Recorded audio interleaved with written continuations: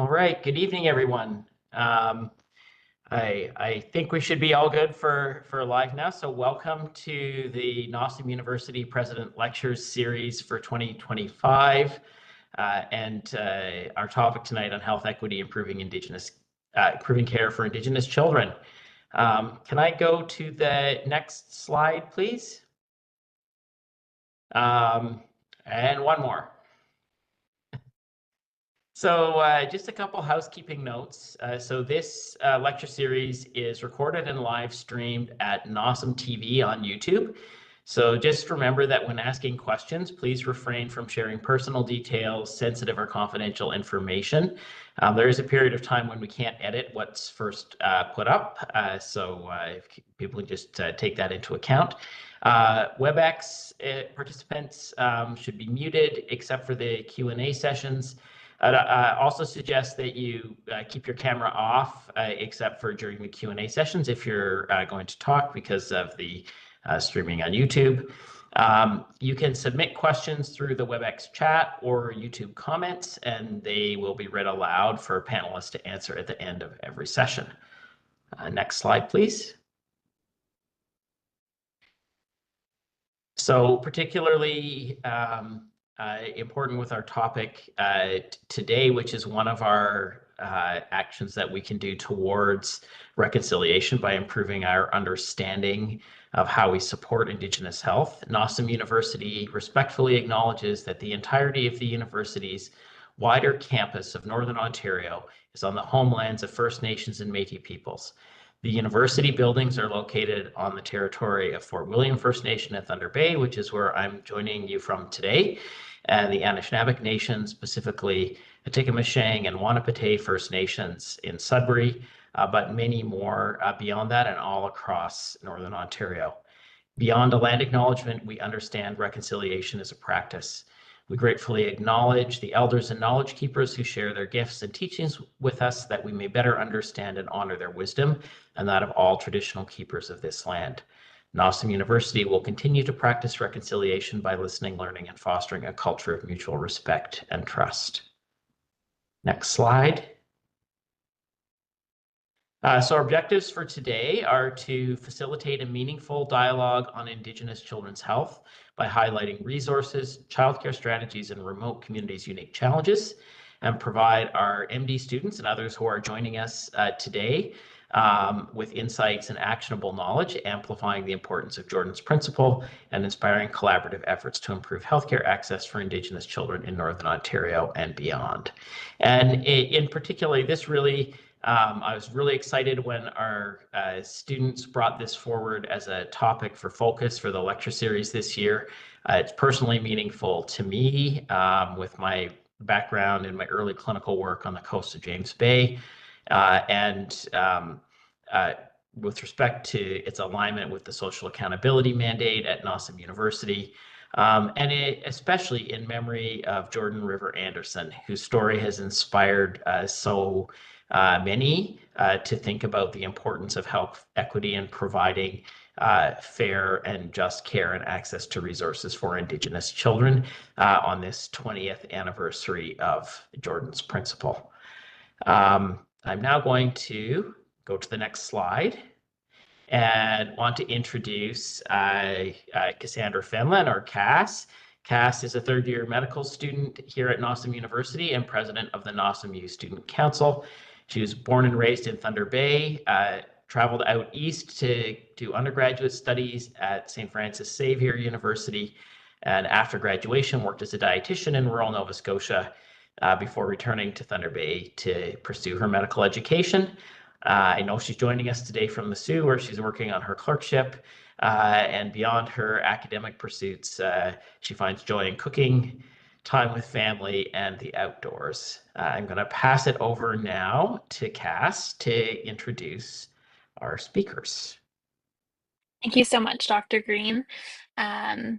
So, for a little bit of context before we get into the agenda, I just wanted to highlight for those of you that don't know, NOSM University has a student council. Right now, we're primarily composed of medical students, but we're working to expand to make sure that we're representing all students and learners who interact with NOSM to make sure that we can advocate, whether it be for things that they need in their day to day life or different topics like tonight that they want to know a little bit more about. So it's my pleasure, and I'm extremely grateful to introduce and discuss our expert panelists who have graciously joined us to discuss health equity and improving care for Indigenous children. First, we will have Dr. Cindy Blackstock honoring Jordan's principle. Then we're going to have Jyles and Katie from KCA Youth and Family Wellness Camp. And then Dr. Peltier going to speak a little bit more about Indigenous children's health as a clinical practitioner. For a little bit of housekeeping, a reminder that questions will be taken after or following each presenter, and we'll have a shorter question and answer period for this. And a big thank you for everybody for joining us tonight. So our first presenter that I have the honor to introduce is Dr. Cindy Blackstock. So she's the Executive Director for First Nations Child and Family Caring Society, and she also is NOSM University's Chancellor. Dr. Blackstock is a renowned Indigenous child and family rights activist and a member of the Gitxsan community. She was named NOSM University's inaugural chancellor in November of 2022. She's the executive director of the First Nations Child and Family Caring Society and also a McGill University professor. With over 30 years in child welfare and Indigenous children's rights, she plays a key role in a human rights case. She played a key role in a human rights case addressing inequities in Canada's child and family services. This ultimately led to the implementation of Jordan's principle and significant service improvements for First Nations communities and their youth. She was the 2023 recipient of the World Children's Prize and also served on the Pan American Health Commission on Health Equity.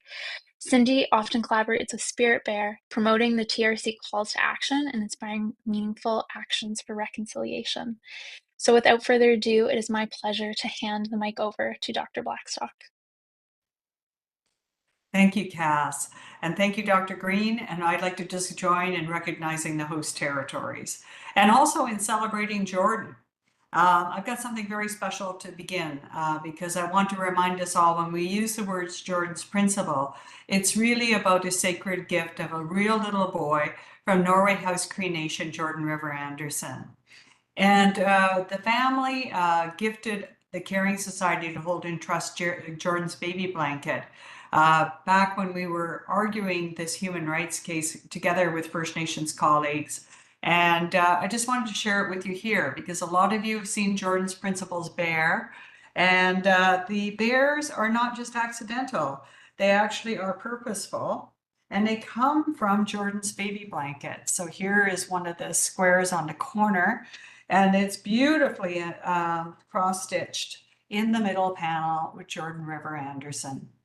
Having shared that, I would just ask that everyone follow the direction from the elders at Norway House Cree Nation, and please say the full term Jordan's principle, because it's a recognition of Jordan's spirit and the generous gift of the family. So without any further ado, let's go into the slides, please. So we're going to begin with talking about what Jordan's principle is. But really, when you kind of pare it down, it's a fundamental principle of substantive equality. As Cass said, I was honored to be a part of the Pan American Health Commission on Health Equity and Inequity. And this particular commission focused on more of a kind of a global holistic sense of health as it affected Indigenous communities throughout the Americas, as well as persons of Afro descent. And when we started to think about the determinants of health in that context, it was clear that there needed to be more of a context that was really accepting that many of the determinants of health that First Nations, Métis, and Inuit peoples are experiencing in Canada and other Indigenous peoples around the Americas are shaped by this historical sense of colonialism, but also this very deep relationship with their cultures, with the lands that they come from, and with long traditions of wisdom, of knowledge, and experience, and a real love of children. So I really commend to you this new conceptual framework. Dr. Michael Marmot, known to many of you, I'm sure, as a health equity expert, was the chair of this commission. And there were others around that table that were just, it was a real privilege to do it. So think about Jordan's principle within this particular context, because it's intended to provide substantive equality in health, education, and social services as a remedy to some of the colonial inequalities that have been foisted on First Nations children and their families that deprive them of living the lives they wish to have. Next slide.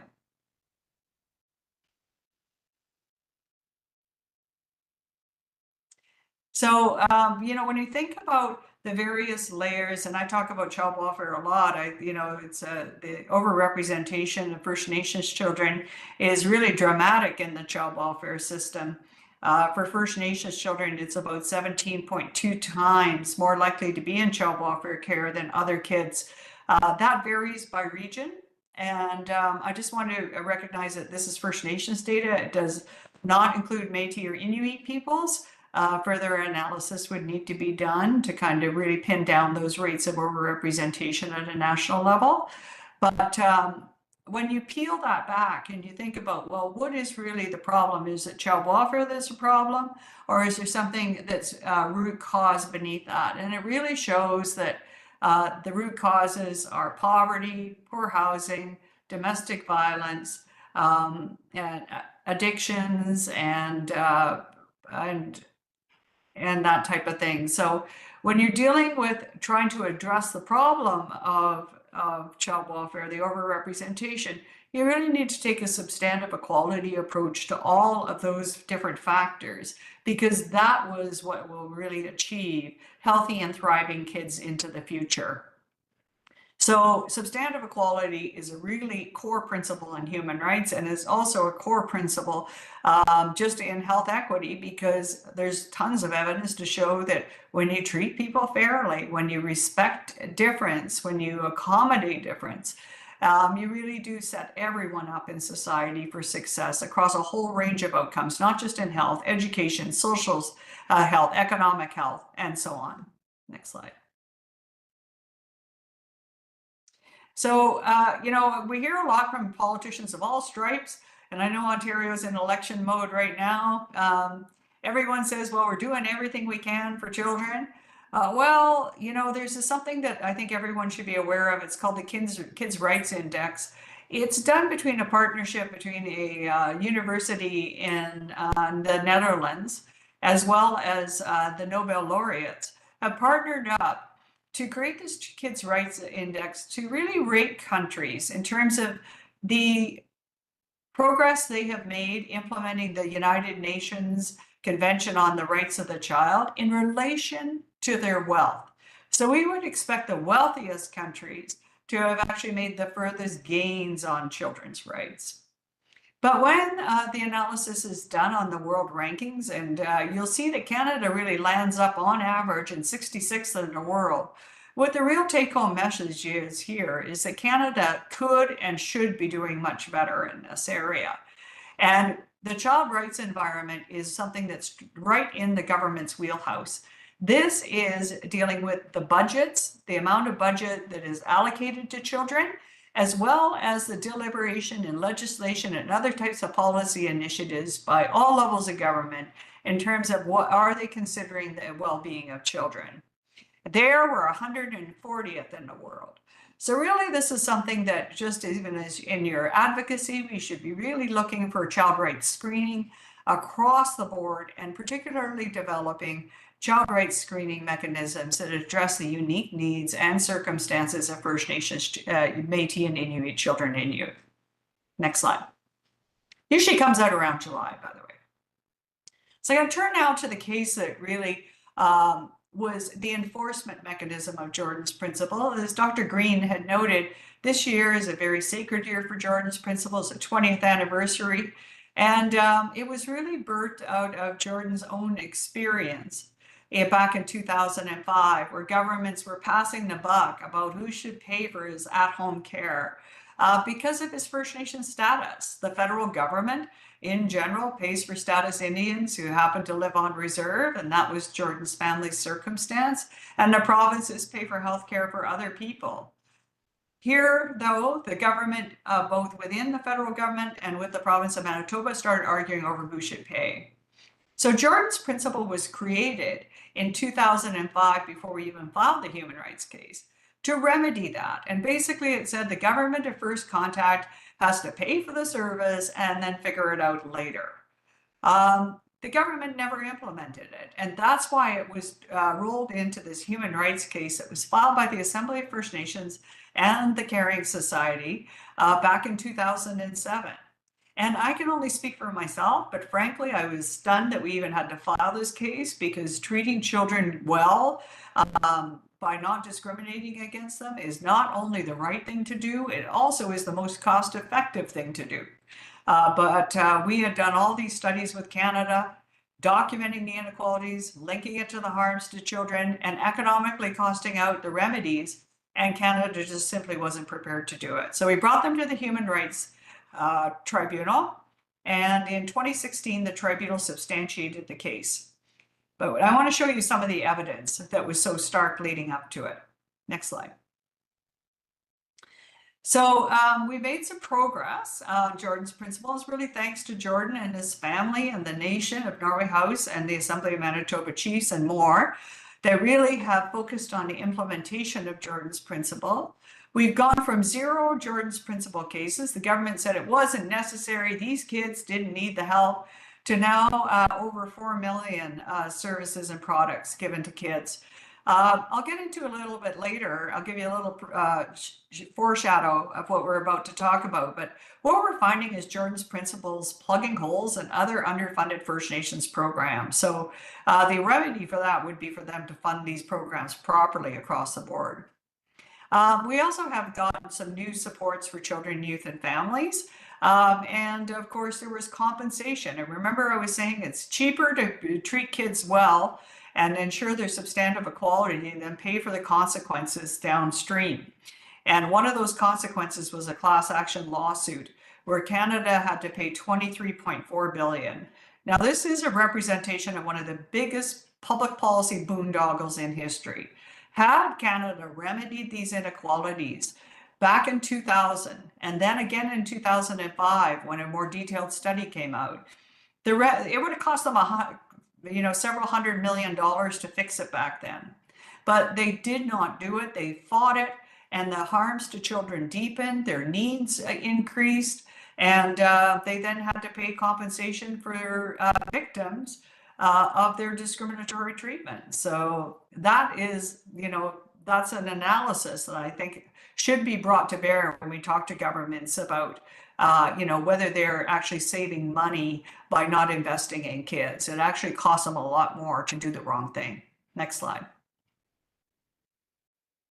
So this is the decision. And one of the things that I found is really important, if you ever have a chance to read it, you can go on to fnwitness.ca, is that the tribunal found very similar types of thinking in the Canada's choice to discriminate against this generation of children as they did in the thinking that was applied in residential school. And one of the key things is what they call the old mindset. That's what the tribunal phrases it as. And it really is about treating critiques to the government's programs, even when they're backed by evidence, no matter who they're coming from. It could be a First Nation, could be the Auditor General, could be a group like the Caring Society, could be from physicians themselves, is kind of, it's a public relations matter to manage versus a real issue to remedy. And that's something that we've seen time and time again in Jordan's principle. The other is a pattern of knowing what the harms are, having an opportunity to address them, and choosing not to do it. I'm not using the word failing because it's not failure. Choice is a different thing. The government actually knew these things were happening, knew the severe harms, had the solutions available, and still chose to plod along and continue the discrimination. Next slide. So this is actually from Twitter. I'm, as many of you, and I'm making the choice to leave now X.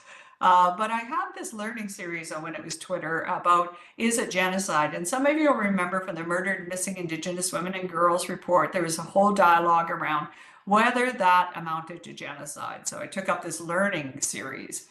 And in there is one of the exhibits of that was used at the tribunal. This is actually the government of Canada itself.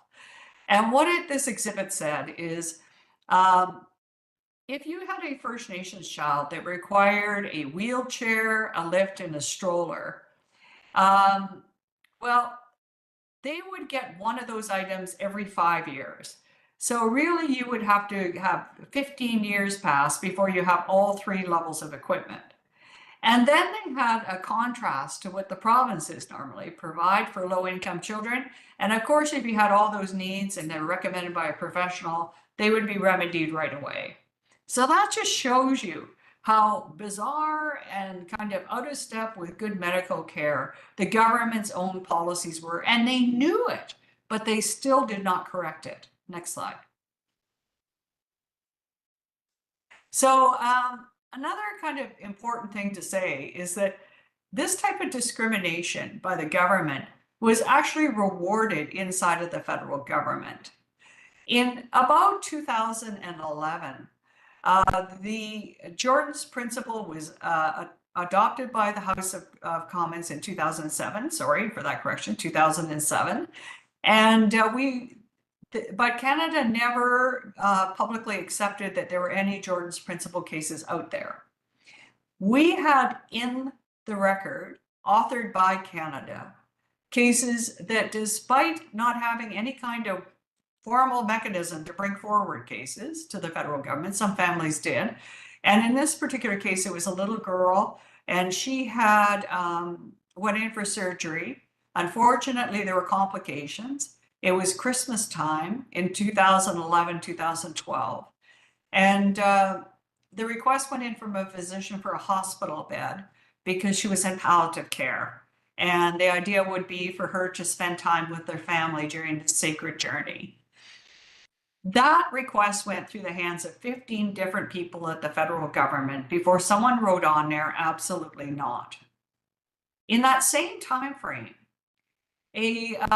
that team that had successfully turned back every Jordan's Principle case, including refusing to provide this hospital bed for that little girl, they won the 2011 Deputy Minister's Recognition Award, one of the highest awards in the public service.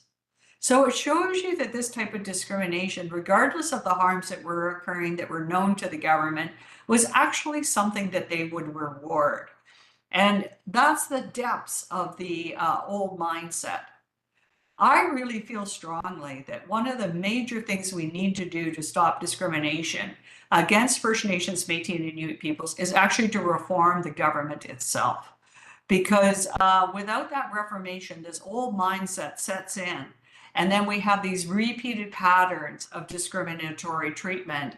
I think all of us can think about reports on poor health outcomes for First Nations, Métis, and Inuit children, and evidence-based solutions to address it that date back decades and probably pile up as high as 4 or 5 feet. I know that I can on child welfare. Next slide. So through the litigation, Jordan's Principle was given life.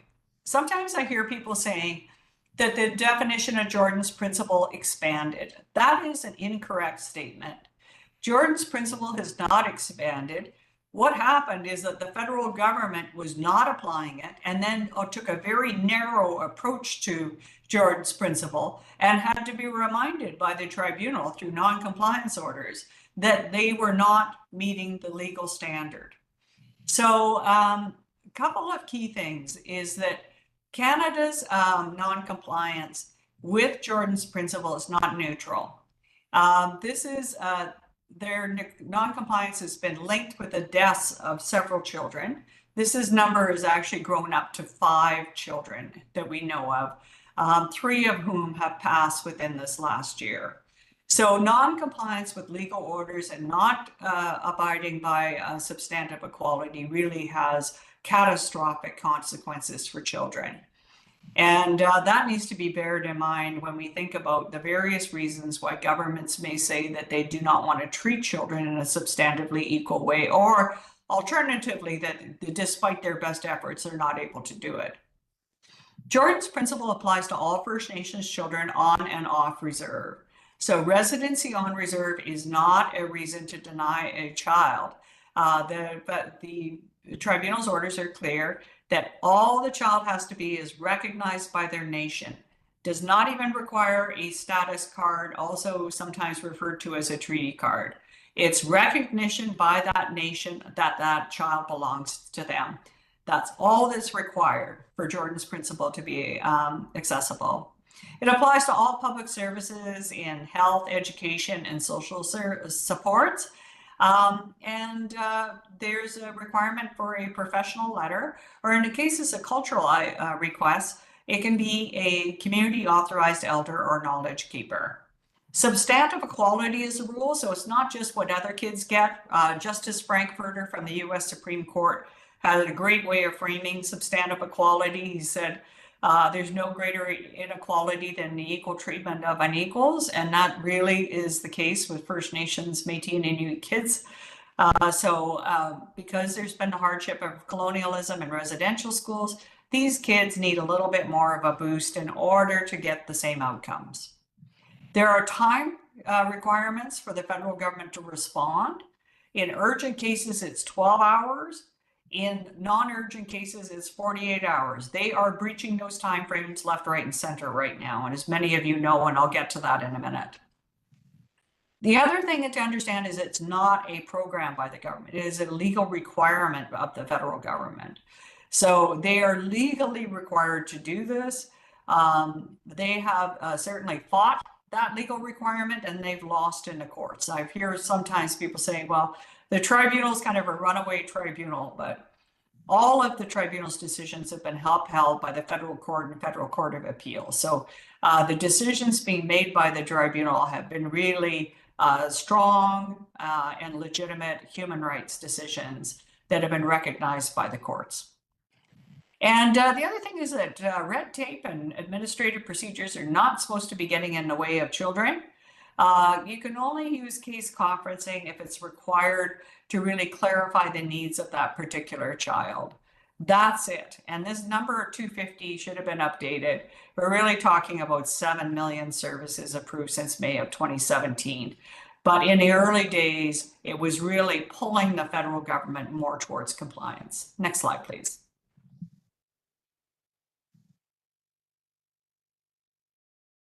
So there's 3 different types. I'm not going to really cover the last one because that was a retroactive order. What Canada was doing is not complying with the definition that was required for Jordan's principle, and therefore disqualifying some children unfairly, and they were ordered to go back and review those.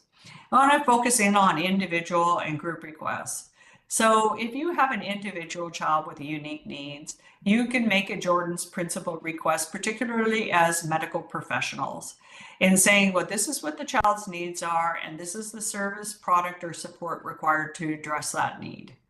So individual requests can be made at any time. And of course, if they're urgent, you as professionals should clearly say that that is an urgent request. And what we mean by urgent is that the child is either in palliative or end-of-life care, or in your professional assessment, the child may experience irremediable harm within the next 12 hours if they don't receive that service. The second batch is group requests. So in many communities, you may have children, a group of children with different needs. Maybe they all need an occupational therapist.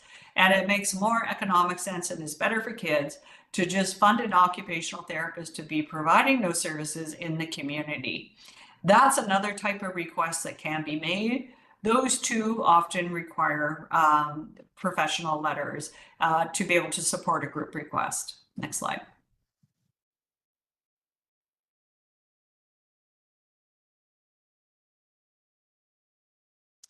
So we're starting to see some analysis of Jordan's principles since it's really been more fully implemented since about, I'd say, about 2018. And when you see IFSD, that's the Institute of Fiscal Studies and Democracy. You can find all these reports on their website at ifsd.org. And what they found is that there's a huge increase in the requests for Jordan's principle. So as you can see from the slide, 625% between 2017 and 2021. I can advise you that that growth continues.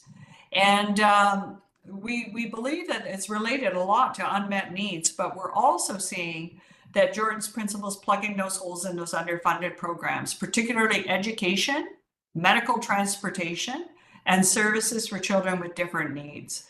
That child may have autism, a child with mental health, wellness challenges, those types of things. Our remedy is fill those holes. Now, Canada said that maybe this increase was attributable to COVID-19.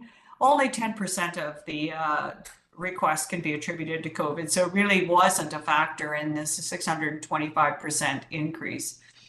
And the other thing to note is that many of these requests, so 50% of the requests, were under $5,000, with the majority being between $100 and $999. So they're low dollar value amounts, and that's critical.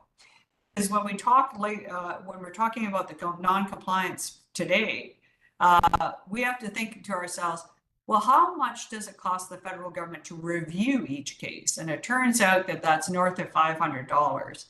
So our view is where there's a professional note and the request is valued at under $500, it should be just presumptively approved because it costs the government more money to say no. So that's important. And also, like, it just takes a small amount of money to make a huge difference in the lives of kids. There's significant regional variations, with Alberta at that time having the highest rates of denials. We're now seeing variations, extreme variations that we can't explain on their face, either by population or by needs of children, depending on the region. So that needs to be unpacked. And you can find a full report there at ifsd.ca. Next slide. So what do we got to do? Well, we got to cost out how much does it to really support Jordan's principle, to meet the actual needs of children. What is that cost factor about plugging those holes in the underfunded programs? And how do we support the people in community doing incredible work with families on Jordan's principle? And how do we get the federal government to comply with the existing legal orders? Because they are breaching them. Next slide. So the tribunal's most recent non-compliance order was dealing with backlogs. Now, when we hear that word, what it means is that these are requests that either have not been opened or not determined by the federal government. And that means a child is going without. They are currently saying, according to their own public statements, that there are about 140,000 of these cases in backlog. The majority of those are in Ontario and Manitoba. So those are a lot of children with unmet needs, and Canada was ordered to immediately remedy it back in December. They have not done so far. It also talked about approving cases in a timely manner that doesn't create hardship for kids. We've seen, and I'm sure you have too, cases where those delays are creating hardship. And that Canada, when they want to refer off, say, to a service that Ontario has, they can do that. But they have to literally walk the person over to that service and make sure that service is available. They don't get out of Jordan's principle by just referring them off to some program that may be accessible, may be able to meet the child's needs. That's not good enough. And the federal government's required for coordinating federal services. So they should not be saying, well, you have to go to NIHB first. No, that's not the family's responsibility. That's the federal government's responsibility. Next slide. So Canada really behaved its way into this backlog. They have been telling us for a long time that they had quality assurance people, but they did not disclose the backlog until January of 2023. And by that time, we're already talking over 100,000 cases, well, between 80 and 100,000, I think they were saying. So the question needs to be asked, why didn't they address the problem at the early stages instead of waiting for it to become a crisis and then using that crisis to legitimize non-compliance? That's a serious problem, and that reflects back to that old mindset I was talking about. Next slide. So that same Institute for Fiscal Studies and Democracy is out there talking right now to First Nations experts on Jordan's Principle. I talk about experts, that's people on the ground working with Jordan's Principle. There is kind of an overarching report that is supposed to inform this longer term picture of Jordan's Principle. That was delayed from last year because Canada did not deliver the data in time. So we're hoping to see that within the coming months. And that would be something I think that would be very informative for all of you as well. In the meantime, our recommendations are that presumptive approvals, properly funding other First Nations services, and making sure there's proper data collection to track outcomes. We also would like to see them develop better and more efficient and accurate systems to triage this backlog so that the children with the greatest needs are indeed helped. Next slide. So this is where you can report a Jordan's Principle case, make a request. It's 24 hours a day. It's a line. If you can't get through, I would recommend that you write letters to the minister and in fact to the prime minister. It's at that stage of non-compliance. And so sometimes we're having to do that to bring attention to the children who are greatest in need. And if you need some support, I'll put in the chat our Caring Society contact information. We'll assist with some of the most urgent cases if you're not able to get through to anybody at the Department of Indigenous Services. Next slide. So on the good news side, it's the 20th anniversary. So this is a year that Canada should come into compliance. We have something on May 10th called Bear Witness Day. You can, we're really encouraging spiritual ceremonies for people to have teddy bear parades.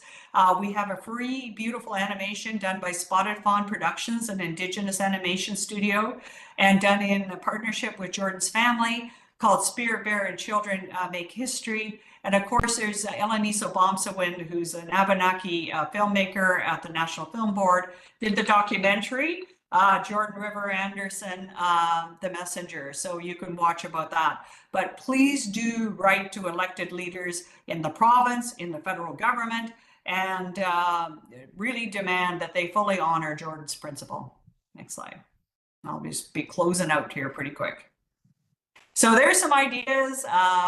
This actually I put on here because I was just honored to be into Kamloops, and the children there have already started preparing for Bear Witness Day. They had a children's powwow featuring and honoring for Jordan's Principle, and those are some of their beautiful pieces of art. So you can get children engaged in doing this and then have them educate others in their community, and then to walk to the mailbox with all their beautiful bear letters supporting Jordan's Principle and have them mailed off to the Prime Minister.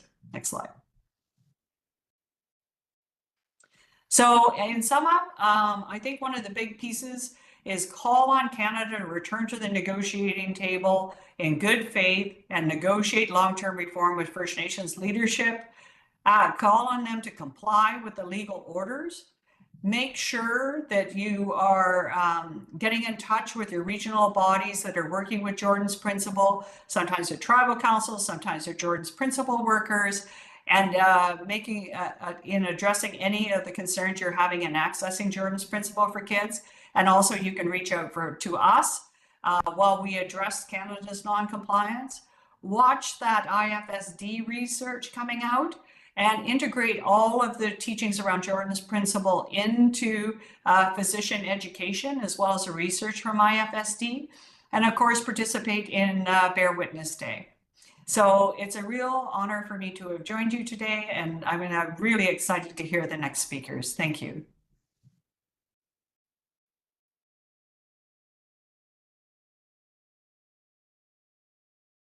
So thank you so much, Dr. Blackstock. That was fantastic.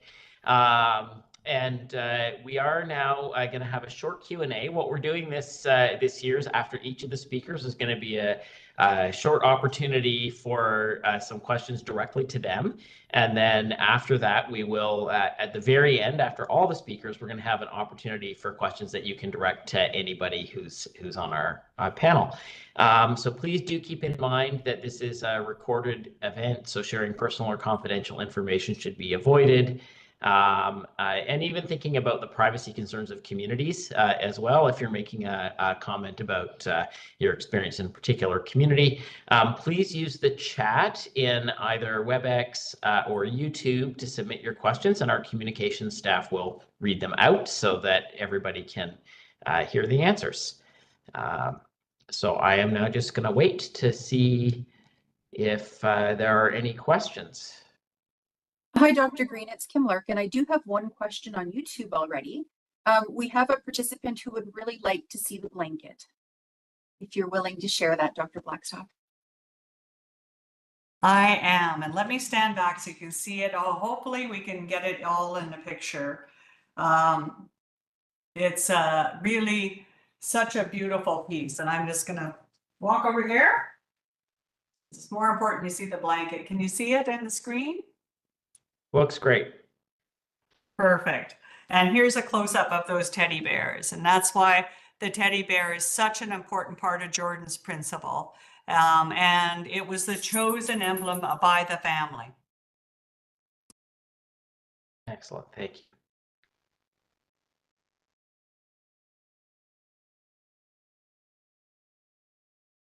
I'm not seeing any other questions on YouTube or in the chat at the moment. Okay, I would have one, just because I know there's a lot of our students on, and you had it briefly in your slide. If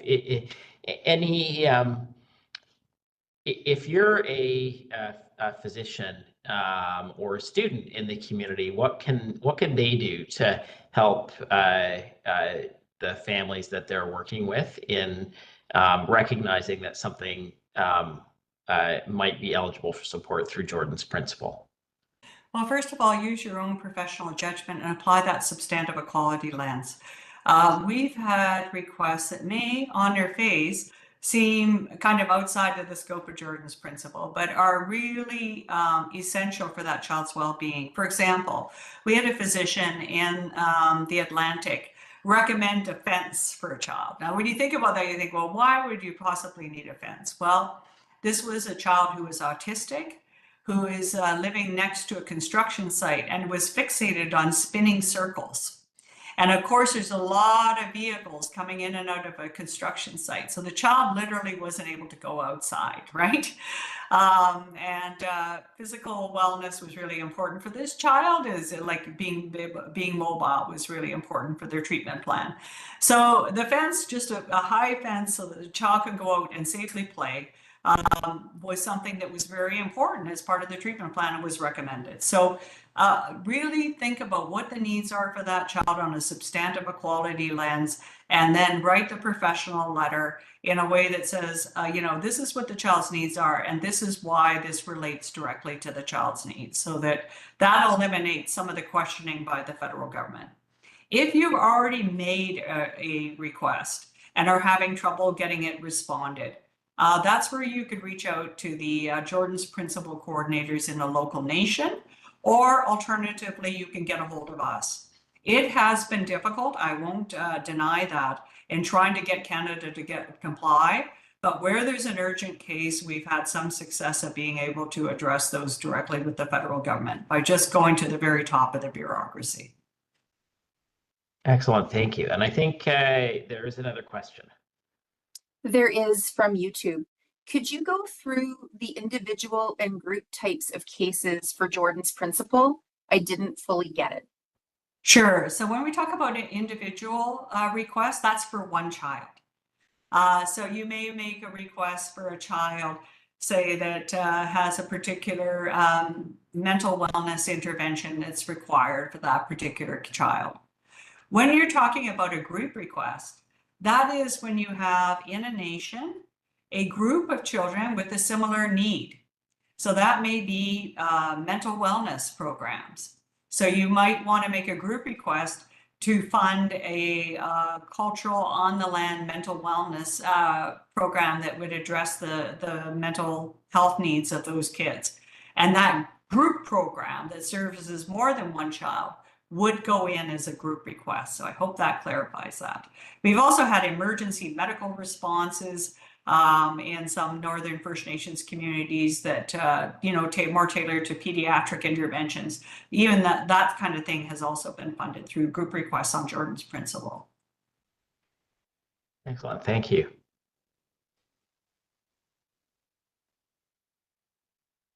And Kimberly, if we don't have any other questions right this moment, then I will just say once again, deepest gratitude to Dr. Blackstock for joining us on the President's Lecture Series, and I will welcome Cassandra back to introduce our next presenters. And remember that Dr. Blackstock will be here for the panel at the end, so if something comes to you afterwards, you'll have another chance for questions at the end of the other talks. Cassandra. Thank you so much, Dr. Blackstock. Really appreciate your presentation, and we're so grateful that you could join us today. So it's my pleasure to introduce the next speakers. First, Jyles Copenace. Jyles was raised in a Notkamin First Nation and grew up immersed in Anishinaabe culture. His childhood was enriched by traditions, teachings from esteemed mentors, and a deep connection to his ancestral roots. Jyles has worked as a cultural educator and Great Lakes historian, collaborating with museums across Canada and the US. He is also a powwow dancer, singer, and artist. Beyond cultural pursuits, Jyles enjoys hockey, volleyball, falconry, horseback riding, and outdoor activities like hunting and fishing. A graduate of the University of Nova Scotia's Aquaculture Program and Queen's University's Teachers Program, he remains grateful to the elders and relatives who have shaped his identity, inspiring his lifelong mission to preserve and share the cultural heritage of Anishinaabe. Next slide.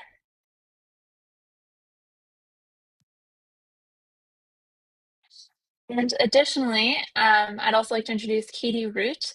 Katie is the camp director for Ogigmo Wetang Kenora Chiefs Advisory, also known as KCA, where she supports 8 First Nation communities and provides land-based learning on a 324-acre wellness camp.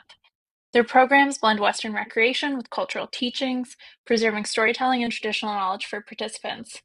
Katie studied fitness and lifestyle management at George Brown College, recreation and leisure at Brock University, and she's completed a diploma in education in Queensland, Australia. She taught with the Toronto District School Board and partnered with Jay's Care Foundation and Toronto Community Housing to deliver free youth programs, including the Indigenous Rookie League. Inspired by KCA's initiatives, she joined the camp and almost a year ago and is grateful to contribute to its growth and development while learning daily. It's my pleasure to introduce you both, and I'll pass the mic over.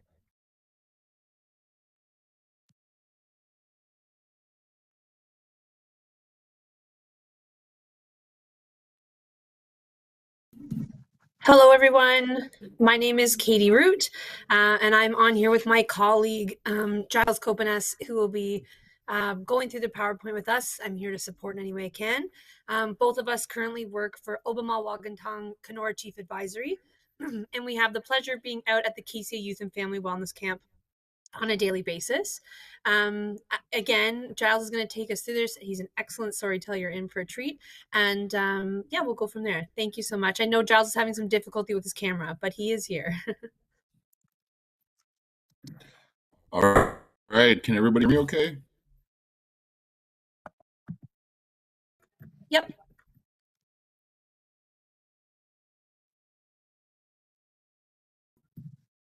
Oh, I think you went back over to mute, Jyles. All right. Can you hear me now? We can, loud and clear. All right. Perfect. Sorry about the technical video. We're having issues, but I just want to introduce myself in my Anishinaabe name, where I'm from, also the lodge that I belong to, and where my ancestors come from on the American side. So, Miskobanas keke kinigo makwa dutem kiaba no kamingwaning donji the medeo apjigo migwich bizindari ikchwa and Anishinaabe took wisogotatuin nongam. So what I said there was our traditional greeting and how we greet one another.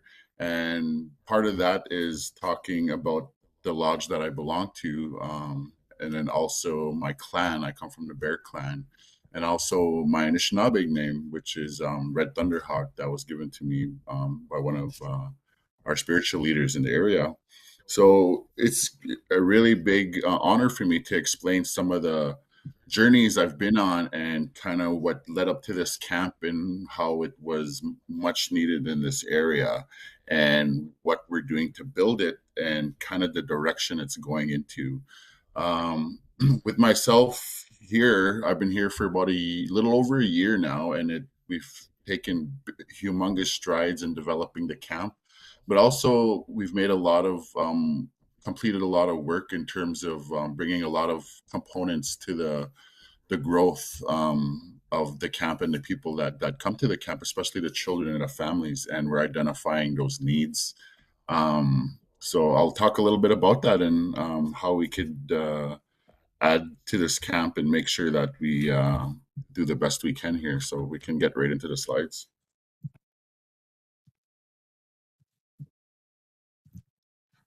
All right, does everybody see that okay?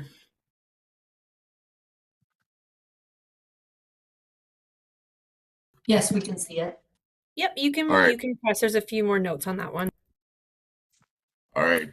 So at Ogima Wabitang, at Kenora Chiefs Advisories, we have our 7 teachings that we go by.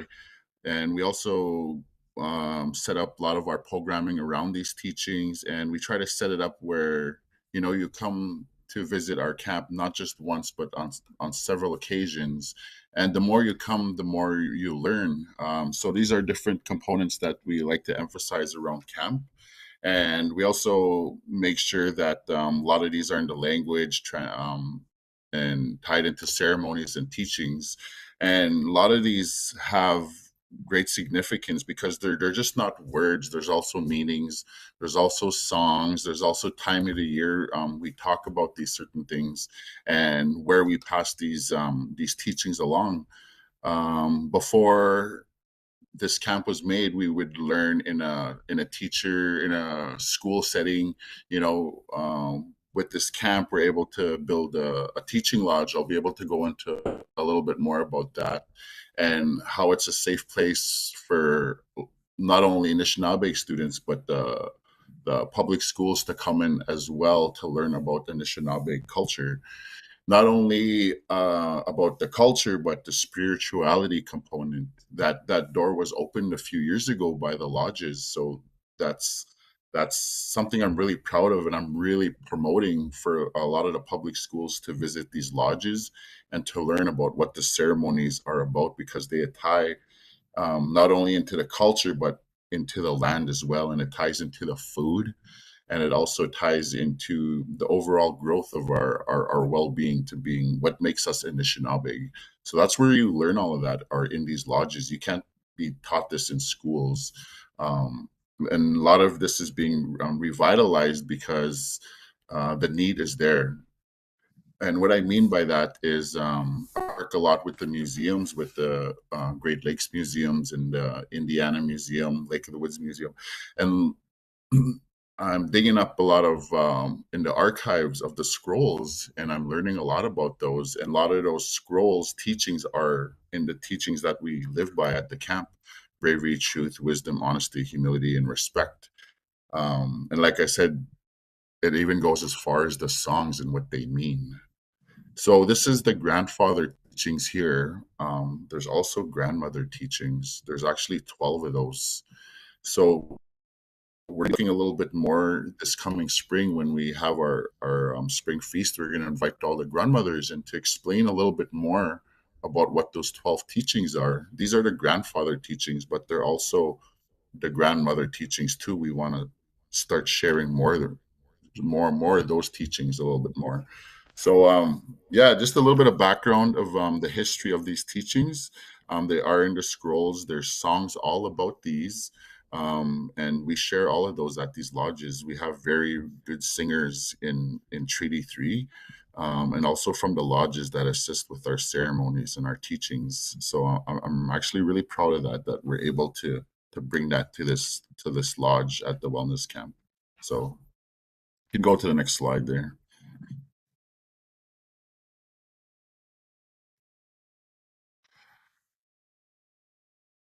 All right, so here's some of the, I think this is the programs and services provided by KCA. So this is, KCA is one of the components is the camp, but there's also other areas of KCA that we deliver services. So some of the services include primary care and nursing, cancer care project, crisis response, anti-human trafficking, mental wellness response team, mobile crisis response team, emergency department, mental health, therapist and social work at the Lake of the Woods District Hospital. Also our strategy and innovation program, development and evaluation, organizational development, and also the mental health and addictions component, child and youth and mental health and addictions, adult mental health and addictions, community treatment program, case management, MHA, cultural services, youth in transition, and youth outreach workers. So these are some of the other programs that are offered at KCA when we're working with the youth and the families. Next slide.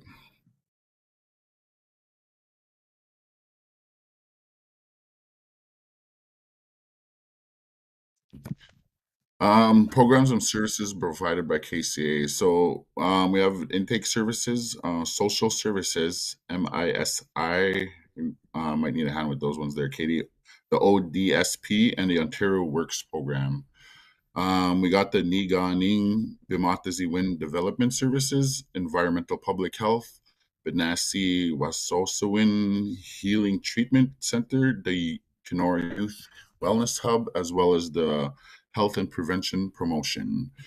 We have the Community Health and Culture, Kenora Makwa Patrol, Indigenous Patient Relations, Cultural Services, Culture and Wellness, Social Emergency Management. Next slide.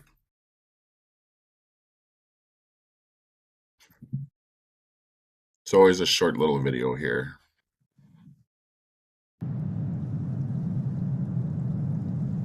I saw like this article that in 2016, so I think it was 2016, somewhere around that time, the amount of Indigenous kids in foster care was a ridiculous amount.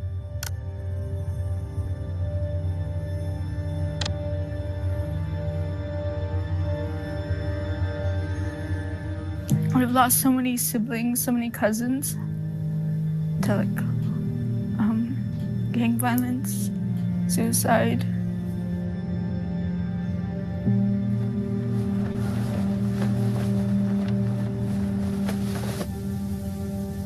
And I know it's because of the foster care system and nobody wants to speak up. And it's hard for me to speak up too because I'm still working through it. But I work as hard as I can on myself because I know that I'm gonna be the voice for them. Because nobody listened to them. I'm gonna make them listen to me.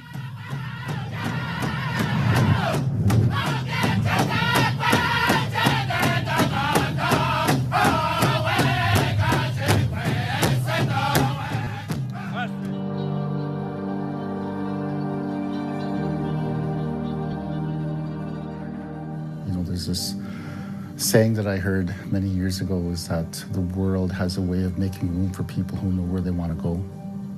What we're trying to do is exactly that.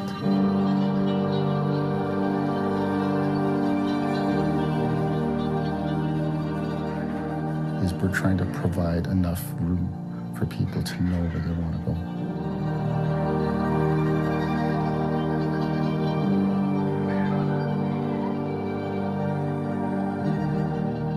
And the Strecker property is one of those mechanisms that we've put into place that's going to allow for that to happen. That property is probably one of the best investments that Khmer Chiefs Ogima Wabitung has undertaken, because it's for our youth, it's led by our youth, and it's supported by all of our communities. It is absolute healing. Coming here and seeing like all these people like jumping to help you in your life is like, oh my God, this is so nice to see, because I know so many people that like need this. I just wish this was here before, because I lost so many friends and cousins because nothing like this was around. And it's just so nice to see all these kids.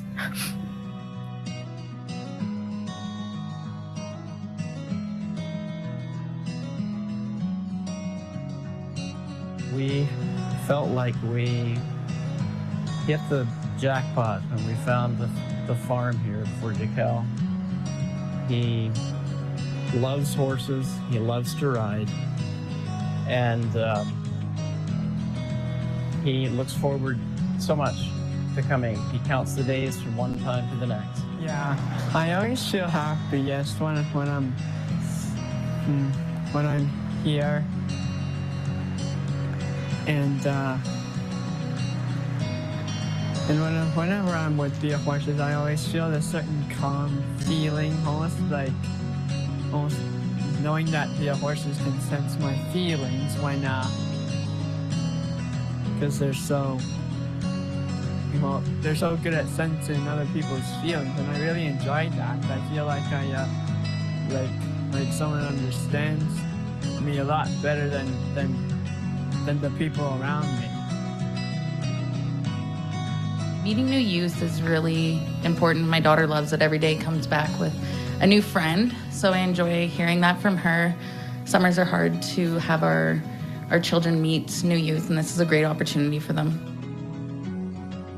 Kids from other schools get to meet each other, and also from other communities, from the bigger schools and the smaller communities, and they all get to work together at the camp and be on teams together and spend time together, and it really opens up opportunities for them when they get older, and it looks forward to new camp adventures and to new friendships, and it just sets a good mindset for the kids. It continues. I know that we had 2 of our grandkids here for the first week, and now that she's back again, like, they spend a lot of the summers with us, so I'm hoping that it'll continue, and I feel safe, knowing that the people here are taking care of them.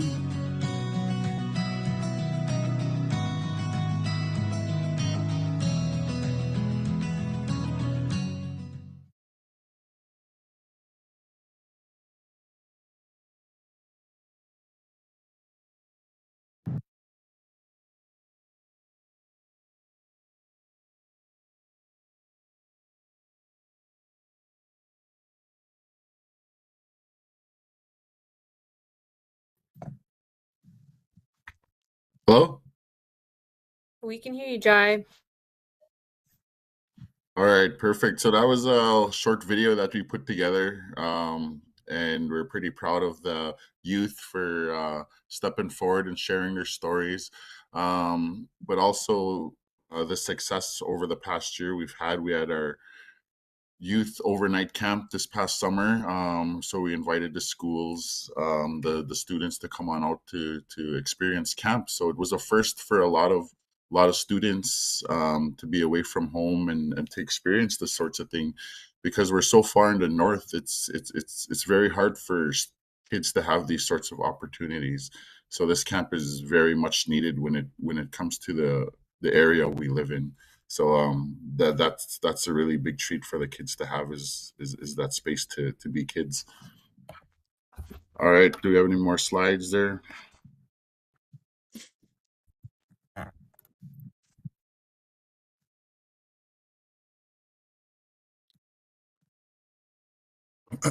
All right, so kind of a little bit more background. The KCA Youth and Wellness Camp serves as a central hub for 8 First Nation member communities. The communities are Nesatchwan Anishinaabe Nation, Dulles, Neot-Kamegwaning First Nation, Whitefish Bay, formerly known as Whitefish Bay 32A, Shoal Lake 40, which is Shkute Zawi Yegan, number 40, Washagamis Bay, Wabsimung, which is formerly White Dog First Nation, and Asapis Koshewigog, which is Grassy Narrows. Northwest Angle number 33, the Giza Diga Ogemang. So that's the Northwest Angle. There's actually, it's kind of broken down into 4 communities. Northwest Angle 33 and Angle Inlet are actually the same community. Same with Wendigo Island and North Nimki Wajing, which is 37. They're just split. One's on the mainland and the other is on the, which is out on the island. So those are the communities that they service, or we service at the KCA. The KCA Youth and Family Wellness Camp reconnects First Nations youth and families with the land and their culture and traditions. Created in 2022 by the Kenora Chiefs Advisory, its 8 affiliated First Nations, the camp provides a safe, welcoming space for healing, building resilience, and improving holistic well-being through connection to culture and land-based activities. With focus on health promotion and prevention, early intervention, the vision for the camp is to offer a year-round programs to address mental health challenges, intergenerational traumas by fostering a sense of purpose, belonging, and identity. Elders' knowledge and knowledge keepers, First Nations communities play a central role in these programs, which aims to support children, youth, families in achieving balanced mental, physical, spiritual, and emotional health. Next slide. So that's just a little bit more background of the camp.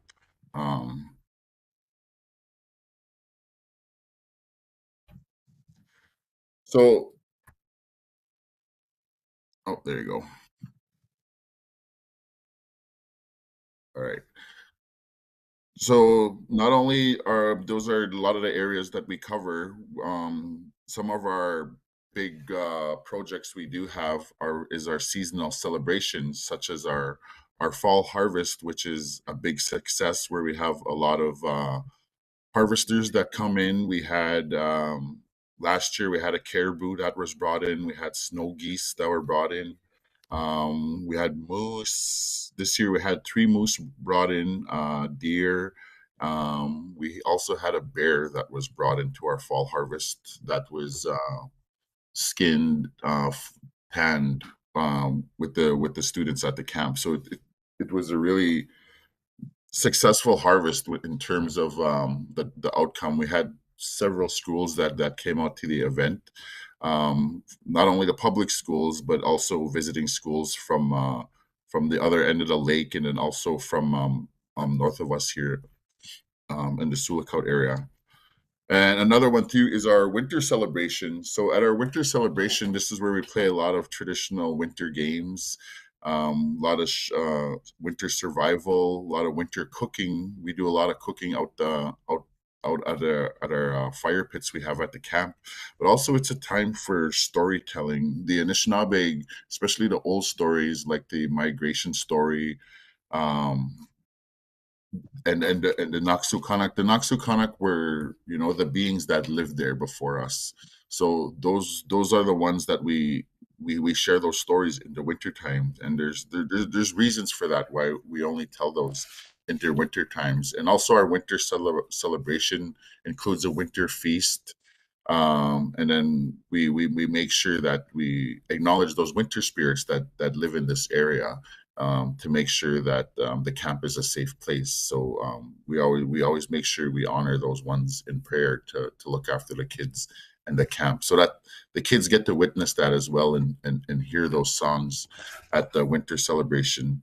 as well as our spring celebration. It's kind of like a spring harvest. We the animals start to come back, the migration starts again, the fish start to spawn again. So that brings in another set of food. The systems where we eat a lot of fish eggs in the spring. Spawning fish start to come up again.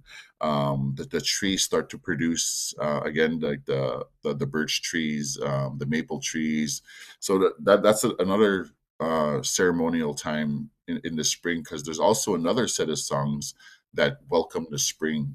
So that's another ceremony that's carried out at the camp, as well as the feast and the songs that go along with our spring celebration.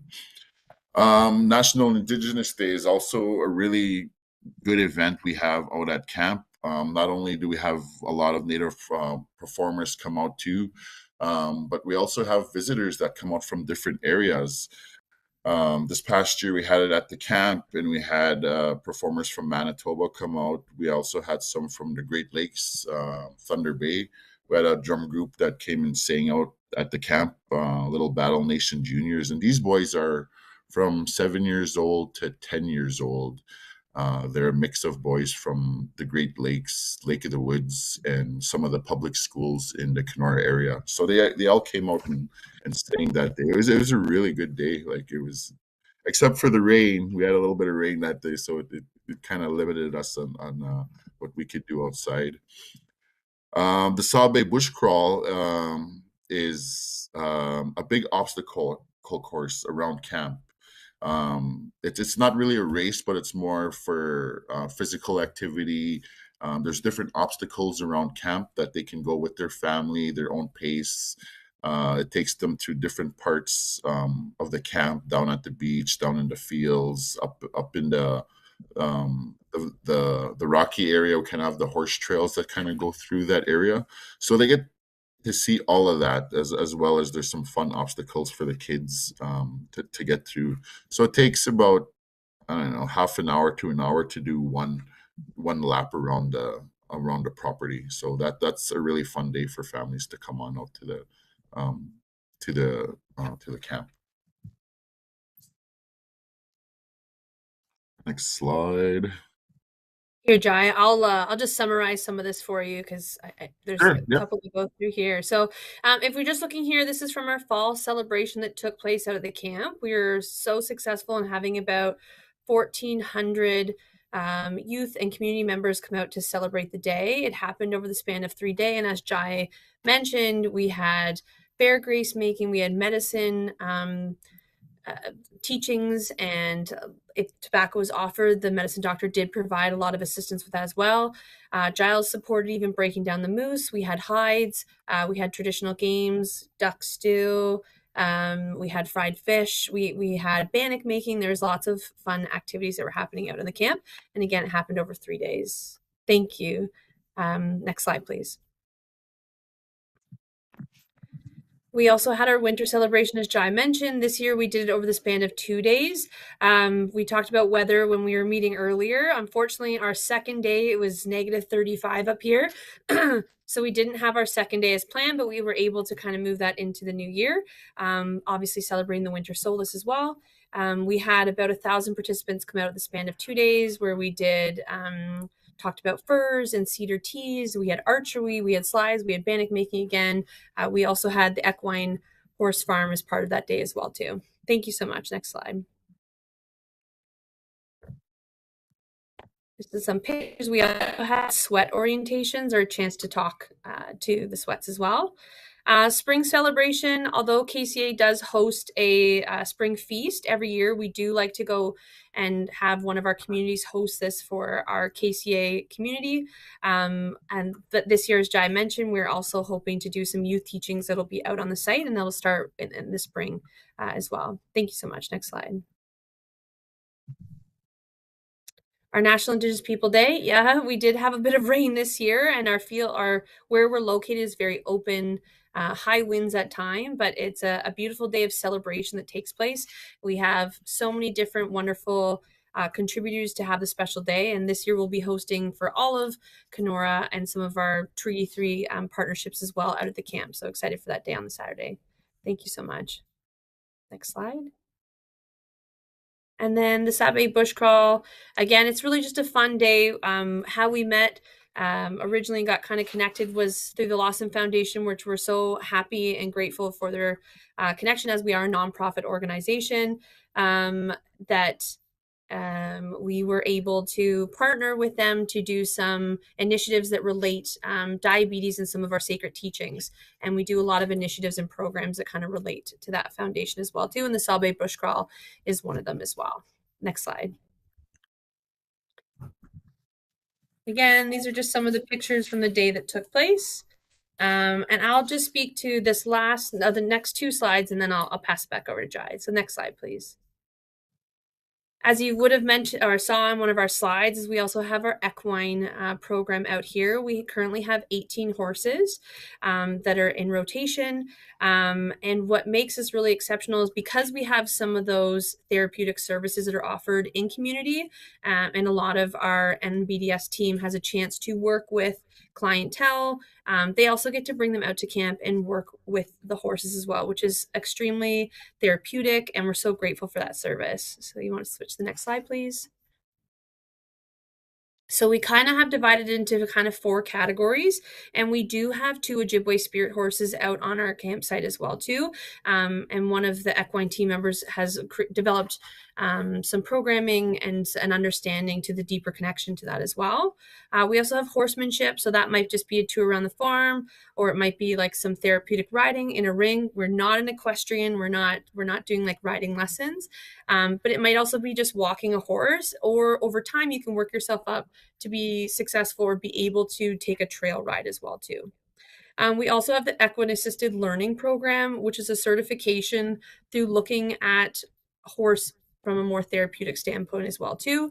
Again, horse care and maintenance, that might be just brushing or feeding, kind of working out at the farm, tack care and like maintenance. I spoke to the spirit horses, but we also have the equine therapy. And so no one who necessarily works with the horses are therapists. What makes it is when we can combine those 2 services together that we offer in community, and can have a community member come out to the camp and kind of work in various kind of outlets with a therapist of some sort and have it at the farm. And so it's a really fantastic service that we've been able to offer out here at the camp.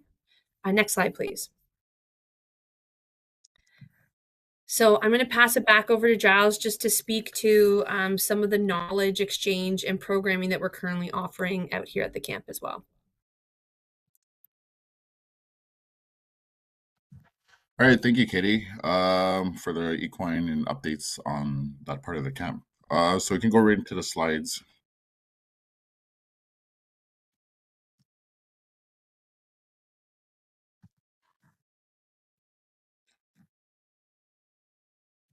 All right, can everybody see that okay? Because I can't. Okay. All right, so here's usually the handout we give out to a lot of the organizations when they have information around the camp. It gives you a background of the camp, provides the safe space, the 327 acres that we have at the camp. It kind of goes into our information about how to access services, the local schools, I'm sorry, I can't see that quite too well. Katie, do you have a better view on your end there to kind of run through this? Yeah, no problem.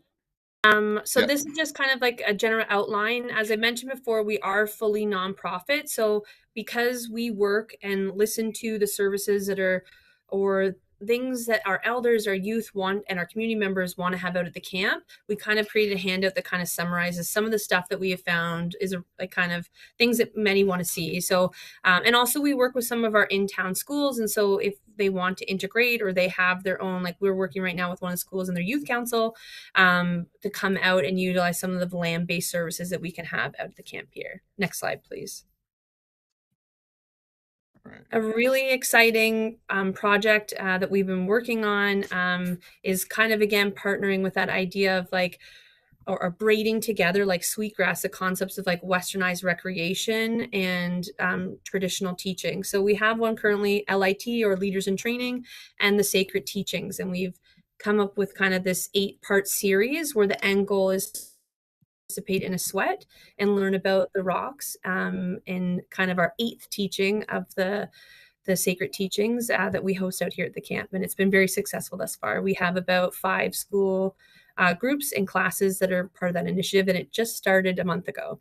Next slide, please. We've been really fortunate that we get to work. We have Benessi that's out on site, which is a youth kind of transition for either stepping up or stepping down services. And we have Nellie, who's one of our elders, or Jyles, who's kind of spoke to some of the full moon ceremonies. And we have some more knowledge keepers that will be coming out and extending that. So each month we'll be offering a full moon ceremony out at the camp as well, too. Next slide, please. This is obviously something that's near and dear out here. As you can see, our many of our youth from this summer camp, our first year, are helping us with gardening. And so they're looking out to our vegetable garden, but also in front of them is our medicine garden that we were able to build this year. Next slide, please. We had in 2022, there was a shake tent ceremony that was performed, and the elders spoke and asked too what kind of medicines they'd like to have out on the campgrounds and in our garden. We've been very successful in growing our sage. We are working on tobacco, and we had one of our community members come do a bit of a lesson and did some braiding with us with the sweetgrass, and also we've been able to transplant some of it over to our grounds as well. And then just in the late summer, early fall, we were actually able to plant 30 cedar trees out on our property as well too. Next slide, please.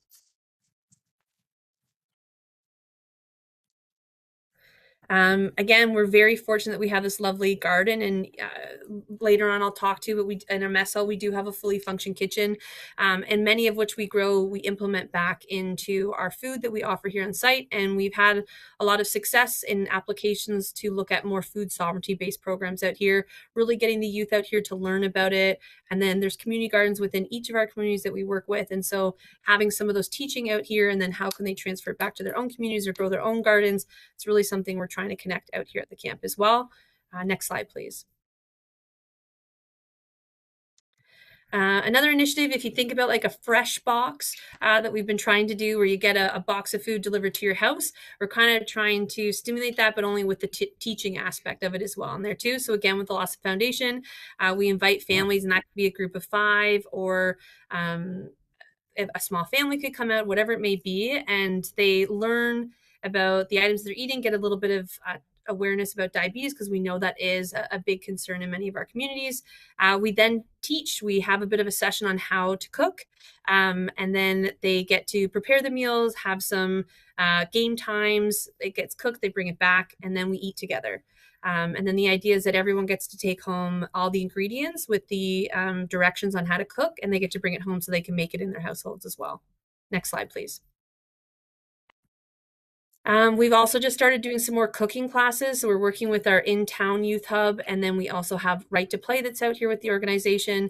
And so we've kind of taken on initiative to work on some cooking lessons as well, because we do have 2 chefs out here at the campgrounds with us as well. Next slide, please.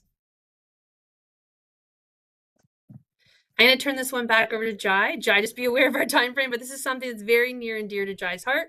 So I'm going to let Jai speak to our wild rice projects we have out here on the site. All right, thanks for the reminder, Katie. She knows once I start talking about wild rice, I could talk your guys' ear off all night. But this is one of the projects we have going on. It's in partnership with ELA over the next 3 years. This is a wild rice cultivation project. We wanted to take soil samples in different growing environments to also look at the effects from invasive species, water levels, predation, like, the birds that might be eating the wild rice, and then looking at ways of bringing them back and the soils that we would need, but also to make sure that the wild rice will already be there, and how we're going to move forward in cultivating it. This has been an amazing project. So we were able to partner up with ELA to make sure that we get all this research done and put together into kind of like a manual. So future generations could learn about wild rice, where it can grow, where it can't grow, and also some of the things that we can help to help it grow. So I'm pretty excited about this project. It's really taken off. We've gotten a lot of recognition on CBC. We had scientists coming from Africa to come see these grow plots and also listen in on the research. And all of this was done with the kids. Planted the wild rice with the kids. The wild rice songs were sung, the prayers were said, the tobacco was offered, the stories were shared about the wild rice and how it ties into the Anishinaabe migration story. So that's probably why I like this project so much, is because it ties into the culture, and also the scrolls we have at the museum. So it ties into few of my passions. So that's why I like teaching this and moving this forward. Thank you. Next slide. So all this to say is all these wonderful projects and initiatives and teachings and ceremony and celebration that we're having on site kind of comes full circle. Last summer, we were able to build a beautiful teaching lodge that's now 100 feet long. We had a beautiful ceremony, and right beside it in the picture, you can't see it, is we also do have a sweat there beside it. Recently, we had a ceremony to ask the spirits if we would be okay, because this part of the land isn't always accessible during winter or heavy rains, if we could have a second sweat on site. And went forth with building that second sweat, which was also supported with all these builds with youth from our communities. And so the second sweat will stay, and it will become a woman's sweat that we'll have on site as well too. Next slide, please. Thank you. Very excited that within KCA this summer we'll be doing a YES program, so a youth employment service program. We are looking to hire 33 staff for the summer, and 27 of the positions would be out here at the camp. So we're very excited for all those potentials, because that leads into you can move over to the next slide, into summer camp, which Jyles did have a chance to mention as well too. We do host 4 weeks of day camp programs for some of our closer communities. We offer transportation. We pick up the youth each day and our staff, and we bring them back into or bring them out to camp every day. And then for some of our further communities, we offer a 3 or 4 day, 3 night overnight camp for 2 different weeks of the summer as well too. Again, this is with 2 weeks of 27 staff that offer support to all of our community members as well. And some of the kind of activities, we have cultural teachings and swimming. We have sports and rec, outdoor education. So there's lots of different series. And with our older youth, we do a leaders in training program as well. We also we've been slowly getting funding to get our 5 cabins finished that we'll have on site. And the idea is that we will continue to grow this so we can not only support summer camp, but some of our community members that may need to be out at camp and need some additional support as well too. Next slide, please. We've got stand-up paddle boards. We've got kayaks and canoes. Our canoes actually go out to many of our communities on a rotation to support some of the initiatives they have out in camp. We also have 3 boats on site, motorboats, and we often do a lot of work with the Treaty 3 police to do some fishing initiatives as well, which has been fantastic. Next slide, please. Currently down at our beach frontage, it's really cold here in Kenora, so we do have a beautiful rink that is full size. It's down by the water there with the border being all set up with the boards. It's very hard to get ice rink here in Kenora. There's high in demand, but also in the summer it doubles as a beautiful 2 full beach volleyball courts, which are huge interest here for many of our youth here in Kenora. Next slide, please.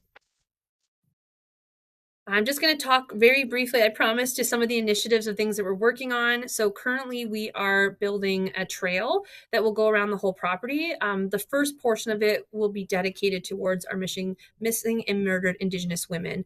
And so that's something we're hoping to open up this spring for the first portion of it as well. And then we'll just kind of expand so we can go to various locations on the property. It'll be fully accessible by side-by-side. So if someone needed assistance, they would have that on the trail as well. Next slide, please. We also have the chance to work with Right to Play. So Right to Play does go into our communities, and they offer about 8 weeks of programming during the winter months, and then they go up to 12 hours a week during the summer months. But we're very lucky that we have a lot of back and forth that happens amongst the camp and out to our communities with the Right to Play team.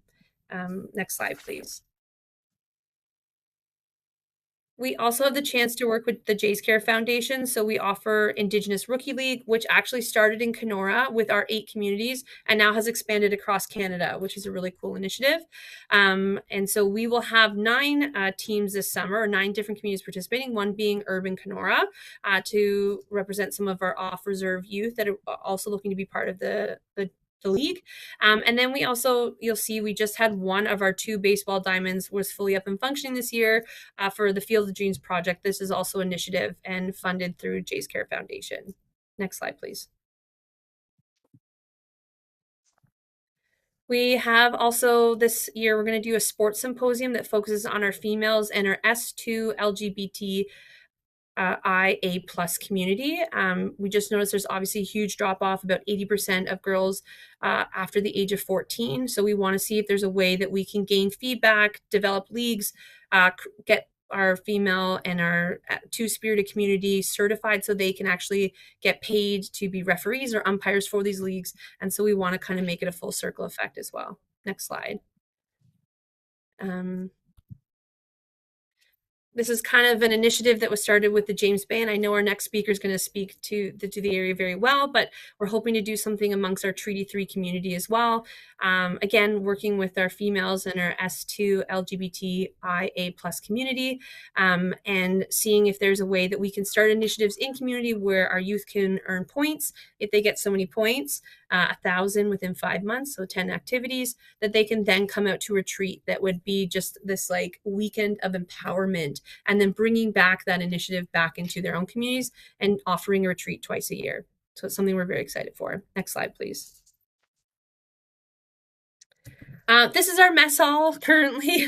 Right now it acts as many different things: our dining hall, our indoor space, ceremony space. There's so many different things, but it's kind of like our only covered space that we have on our large portion of land right now.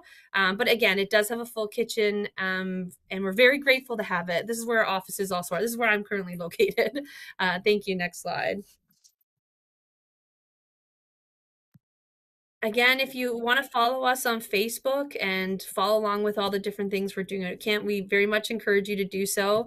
I'm going to let Jai say it too, but like Chi Miigwech, we're so grateful that we were a part of this opportunity. So thank you so much for having us.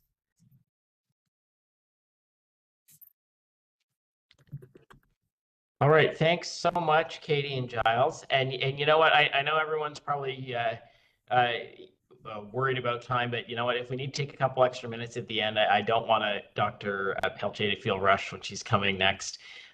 Super presentation. So much going on there.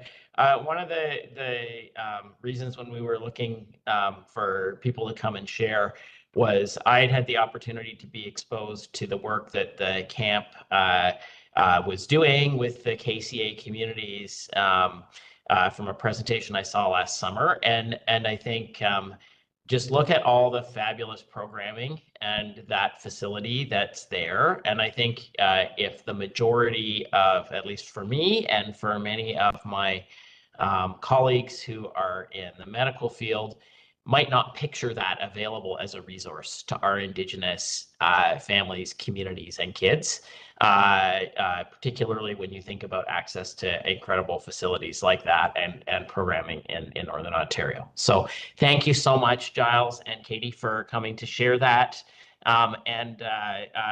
We might get some chance for some additional questions in the kind of panel Q&A at the end. So I'm then going to pass it back over to Cass to introduce our final speaker.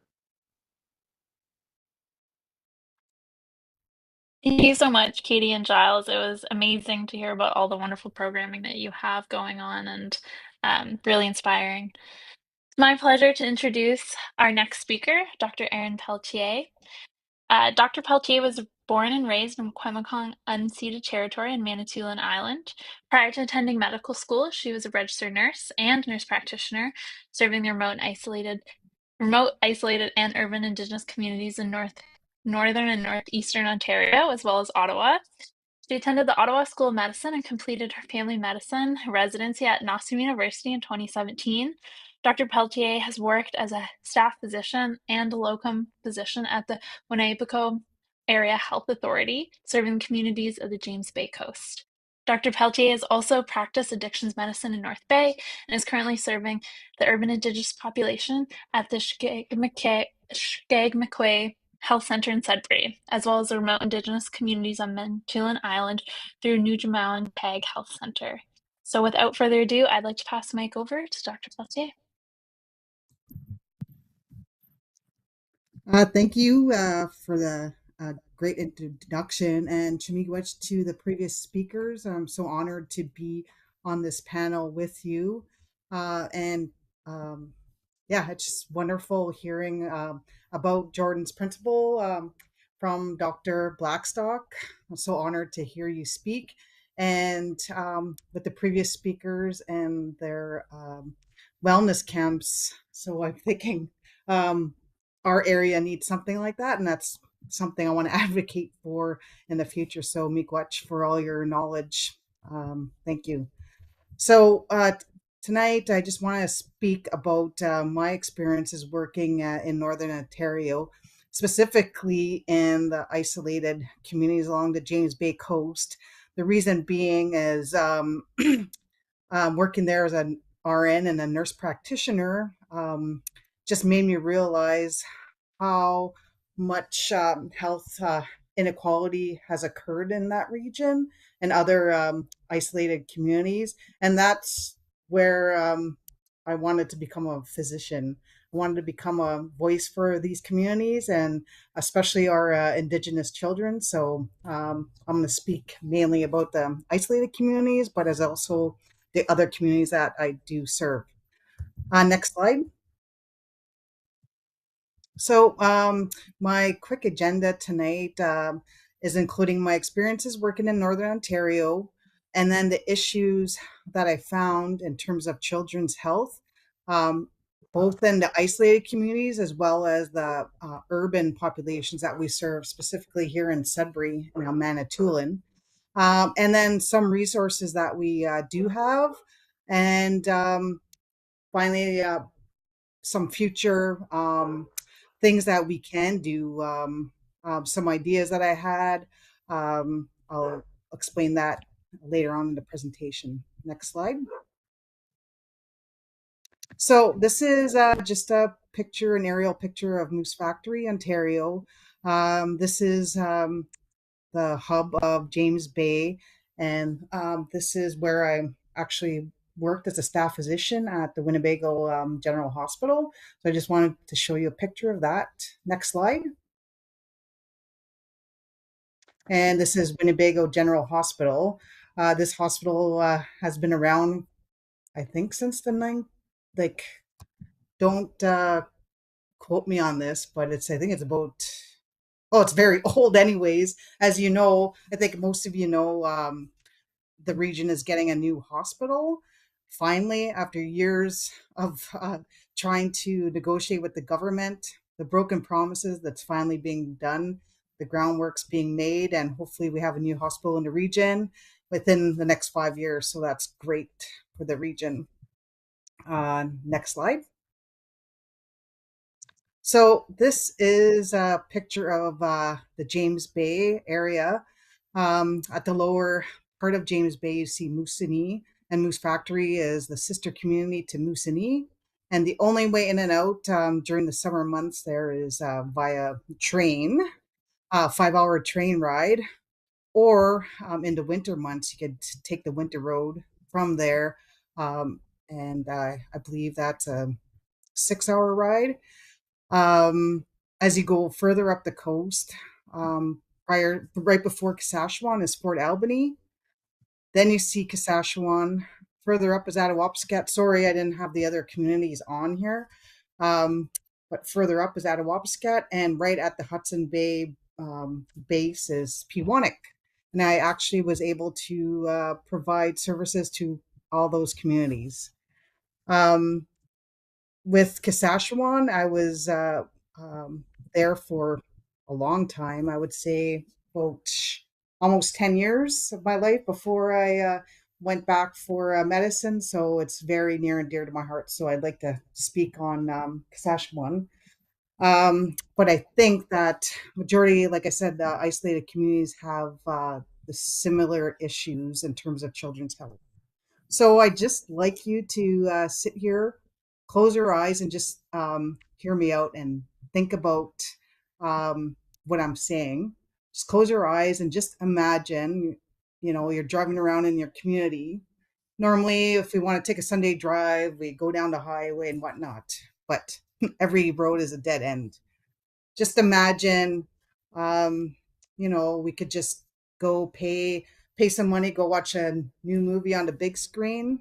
But the people can't. There's no way to get out unless you pay a $1,500 airfare to Timmins return, which many people cannot afford. Imagine when springtime comes and you don't know if your community is at a threat for flooding. Not knowing like if you have to be evacuated or not knowing whether your children's going to have to go to school because of the evacuations, and thinking every springtime, am I going to come home to my home or is it going to be flooded? And imagine having to boil water every day just to drink, or to boil water to bathe. That's the reality up in Kasashawan at this point. And imagine having to go to the northern store and buy a $40 to $50 case of water just to drink if you can't boil any water that day. So those are the harsh realities of Kasashawan and many other isolated communities in Canada. Drinking water is clean drinking water is a right, but not many a lot of Indigenous communities don't have that right, and they're under boil advisory even in this day. So just talking about children's Indigenous health issues, it's, as you know, it's very complex.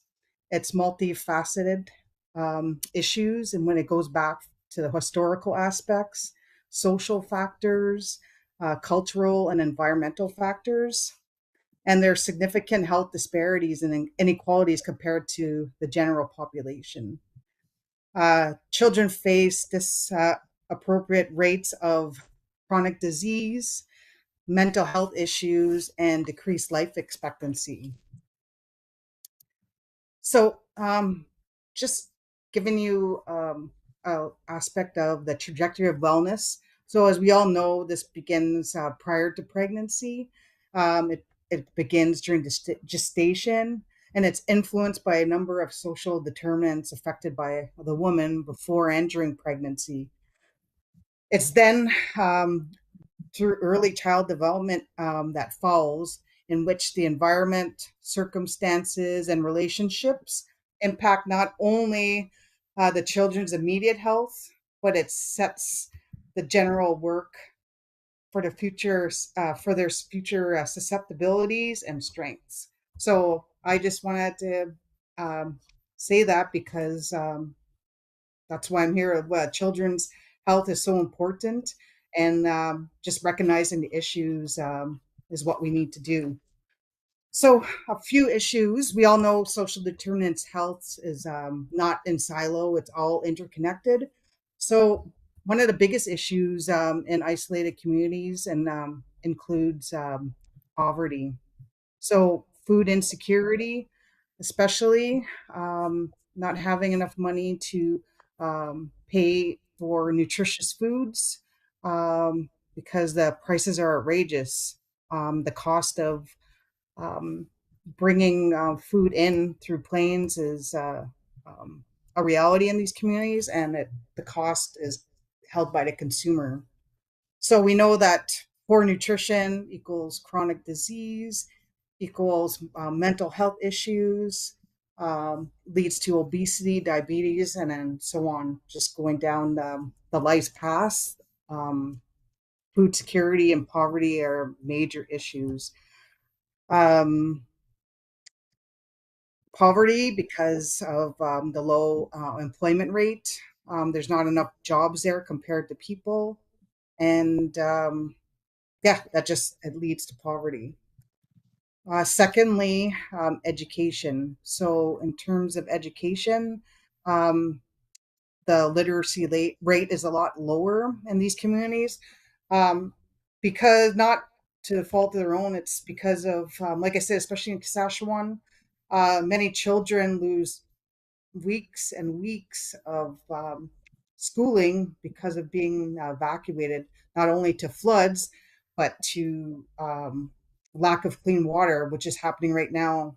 Their water plant uh, malfunctioned or broke, and many of them had to be evacuated before Christmas. So the children lose all this time in terms of their education. So that's a big factor. Lack of staffing, just because of all the issues, right? It's hard to bring people in to teach. And then the schooling in Saskatchewan too, support community.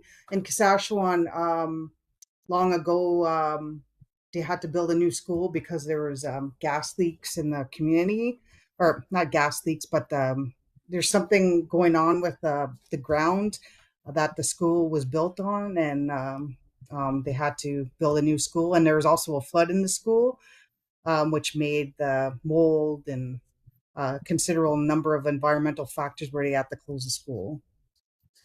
The third major issue is overcrowding in homes. So housing is a big issue.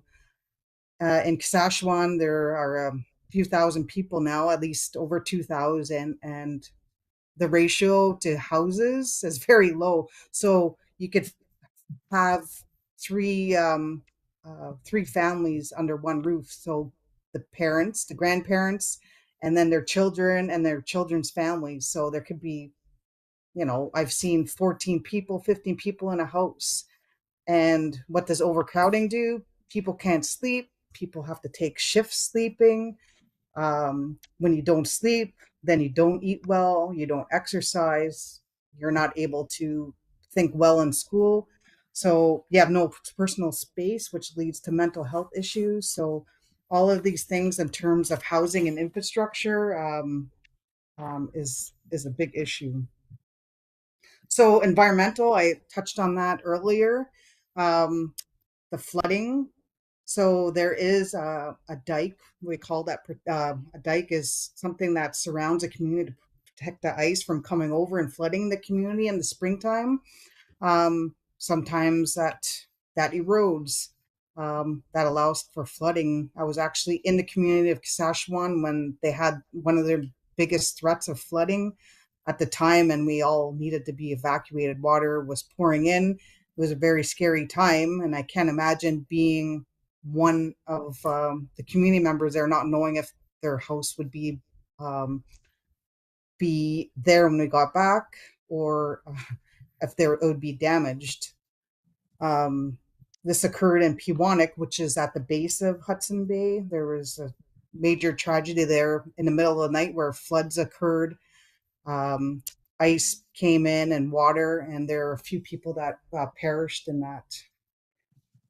In terms of environment, again, the lack of clean water because of the water plant, boiled water advisory. This turns into one of the biggest issues right now is dermatological issues. So lots of eczema turning into an infection. So you get the impetigo, where kids are always on antibiotics and so forth. So it just goes down the line. Another environmental infrastructure thing is many communities don't have fire hydrants. They don't have a fire truck because they don't have enough water pressure.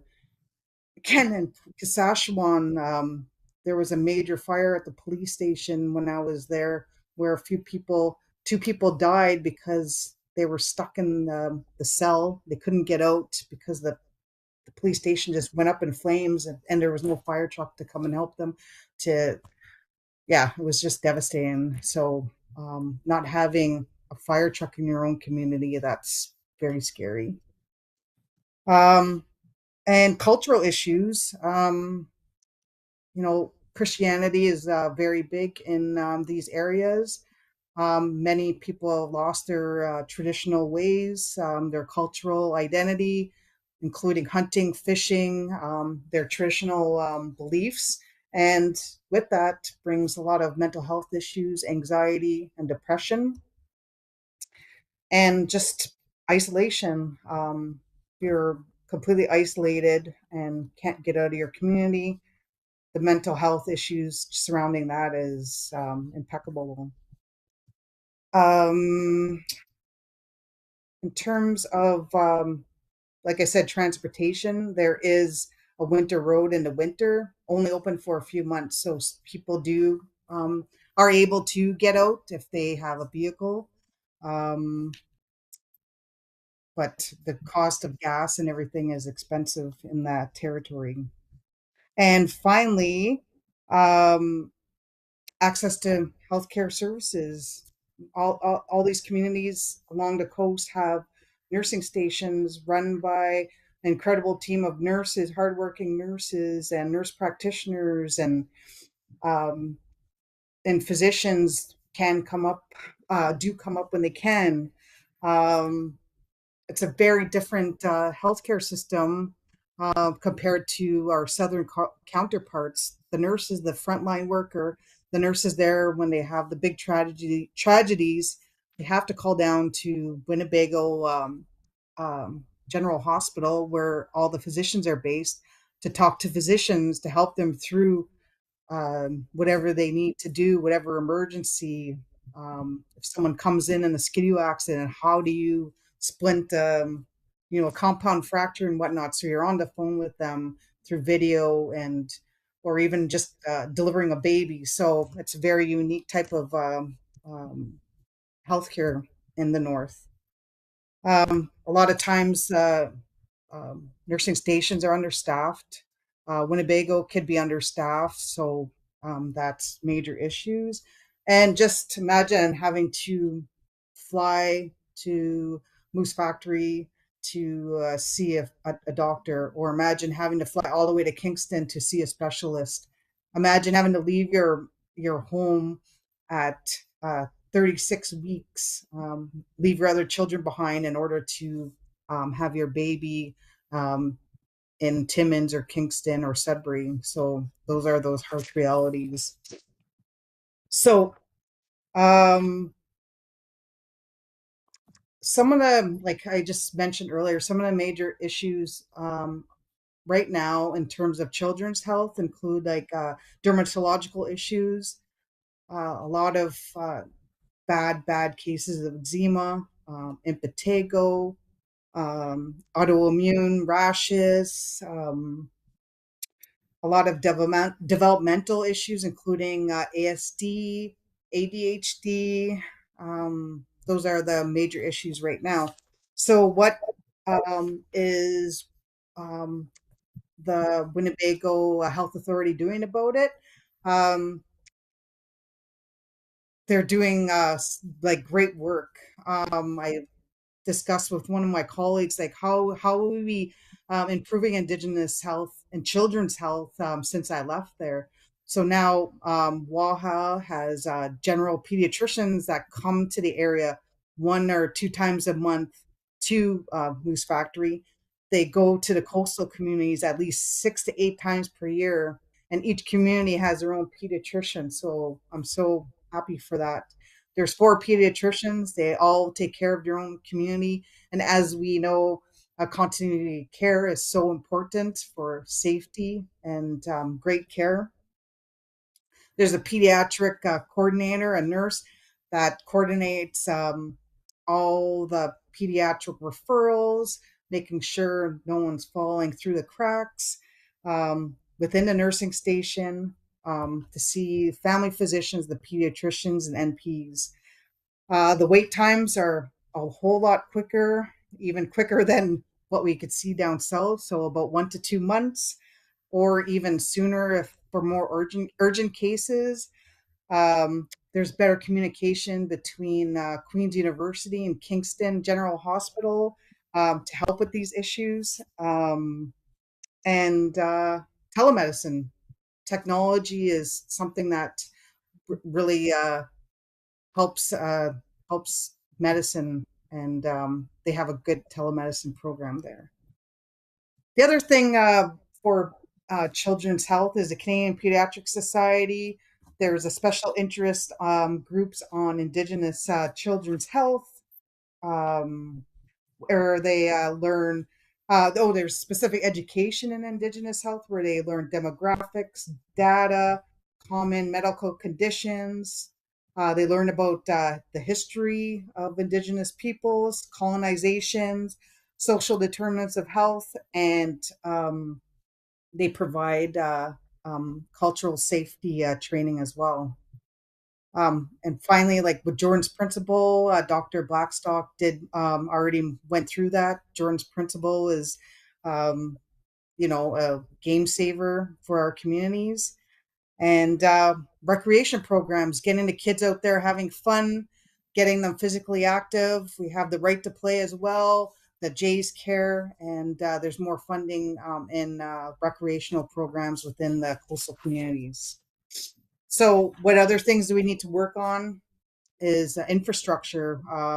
We need to invest in infrastructure, new nursing stations. We need environmental infrastructure, including a new water plant, so the community does not have to be evacuated so often. More culturally competent mental health services, culturally competent professionals. Food security programs could be, is there a possibility of having greenhouses there? I'm sure.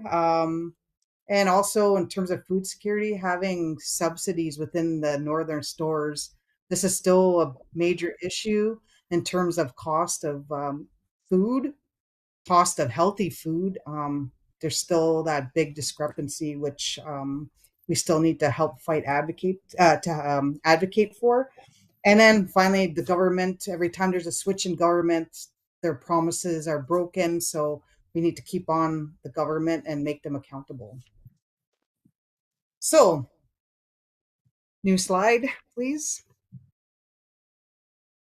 So I'm going to talk more about Manitoulin.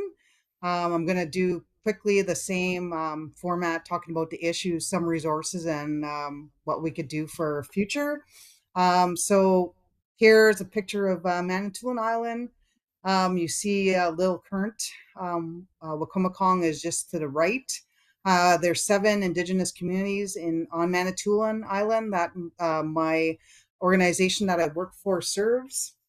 So, and that's a large population. Majority of the population on Manitoulin is Indigenous. Next slide. And that's just a swing bridge going into Manitoulin. That's our only way in if you're traveling by car. It's could be a pain in the summer because that bridge swings every hour to let boats go through the channel. So there's a lot of traffic. Next slide. And I'm just going to talk about the urban Indigenous population as well.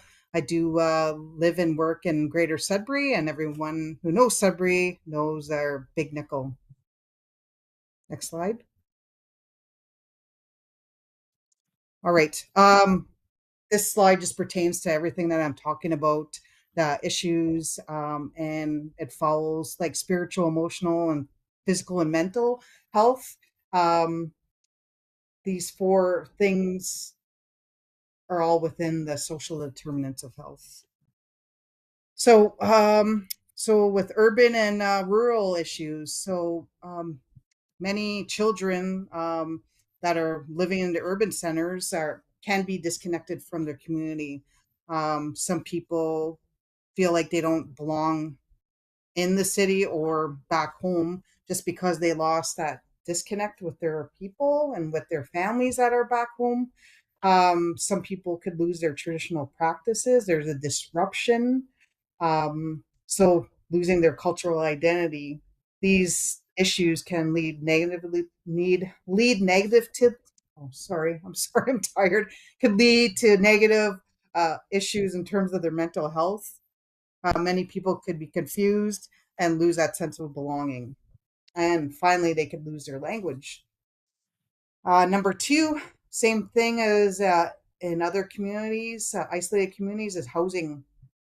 The lack of affordable housing within the city is happens to both Indigenous and non-Indigenous. And homelessness in our youth is one of the bigger issues that's emerging now.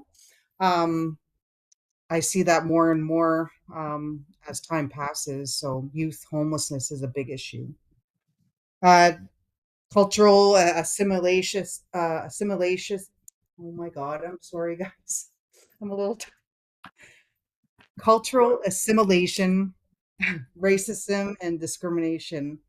So what I mean by that is, kids in the schools can be discriminated against. I don't know, it could be from a teacher saying, just thinking, their literacy is poor just because they're Indigenous. Or, a child may have long hair and get teased because of their long hair. I even knew of a child whose hair was cut on the school bus home. So that's assault, and that's scary. So those issues are alive and well still in our communities. And then just culturally competent care. There are great professionals out there that practice this, and I'm so proud of my colleagues that have the cultural competency, but there are some that don't, and we need to educate and just make them aware. This includes like mental health professionals, anyone in dealing with Indigenous children. And finally, what I think the biggest issue when you live in the urban setting is family support. Usually, like back home on the reserve, your family is everywhere beside you, like everyone lives next door. However, in the city, you don't have your nuclear family with you anymore, so that could be very disheartening.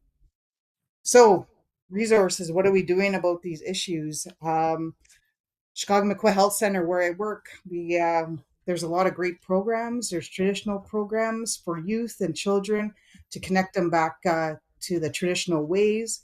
There's drumming groups where young men, boys participate, and I've seen there's many boys that have been there for years, and they're just growing up through this program. There's regalia making, teachings surrounding that. There's an FASD program, which is very in depth and very well renowned, and we're so proud of this program.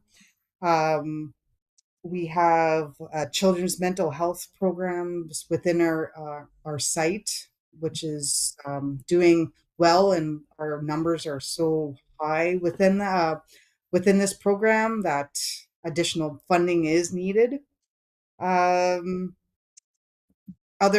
Other program or other organizations in the city include the Friendship Center. They have school advocacy programs. They have traditional groups, many different programs for children. There's Indigenous navigators now at HSN, which is excellent. Better beginnings, so from infants to school age.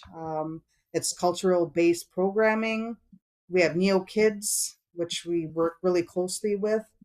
We have Kinnikabejgaming and Nogwendagun that help us with child welfare. In Manitoulin, specifically on my reserve of Wikwemikong, we have a children's health service. So this service has been for about No, it has to be more than 5 years. But anyways, it's amazing. There's a group of social workers, um, other mental health workers that are in the school all day long. They assess children for ADHD or screen for ADHD, screen for ASD, speech difficulties. And once that's recognized, they get the appropriate help. They get psychoeducational assessments right away, and they get the appropriate therapy that they need. And thank you to Jordan's principal. I think that's where our funding comes from for that, the group funding. We have child psychiatry, which is a very easy referral. We have speech language pathologists within our clinic. So it's free for our community within Manitoulin. We have a dermatologist, and she's Indigenous from Wikwemekong, and she specializes in youth dermatology, specifically acne and self-confidence. So we're great to have her. We have internal medicine that comes. We have psychiatry. We also have child psychologists and children's health promotion programs. So, yeah, that's kind of wraps up some of my experiences that I've had as a nurse practitioner, as well as a family physician working in different Indigenous communities within Northern Ontario. The one thing I'm going to say really quickly is I was talking to my brother. He's a police officer down in Wikwemekong, and I was just asking him, what do you think the issues are in terms of children's health and child welfare? And since he's a police officer, he finds that there's big silos within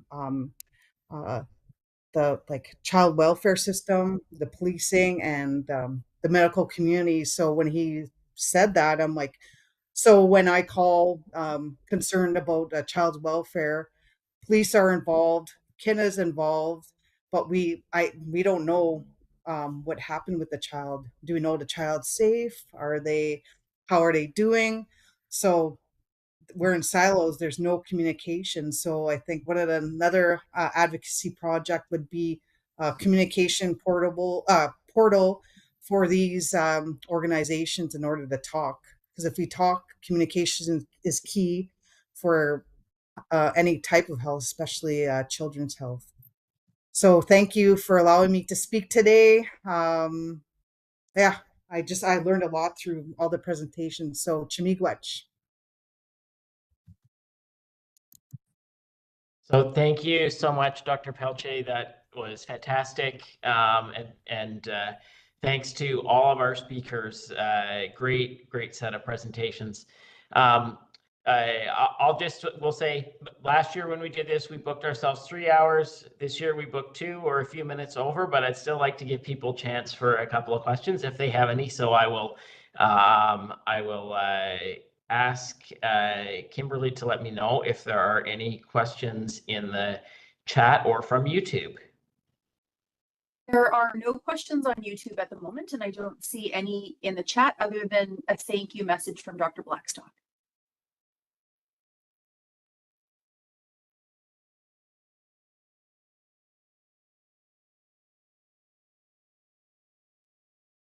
All right, people might be starting to run a little bit out of steam. I really want to say thanks, Dr. Peltier, for the comments about what you do have access to today in your current clinical setting. It's easy, as I said, to not be aware of what we might actually have available to support our patients, families, and communities. Which is not to say that there are not huge gaps and struggles to still be met. And it is through advocacy for things like Jordan's principle and for dealing with those other root cause determinants for the health of children and communities that is so critical. As we were talking before the chat, and Kashechewan was the community that I went to as a family physician when I was based in Moose Factory for 8 years. So I very much relate to the stories that you were sharing about the challenges that people face.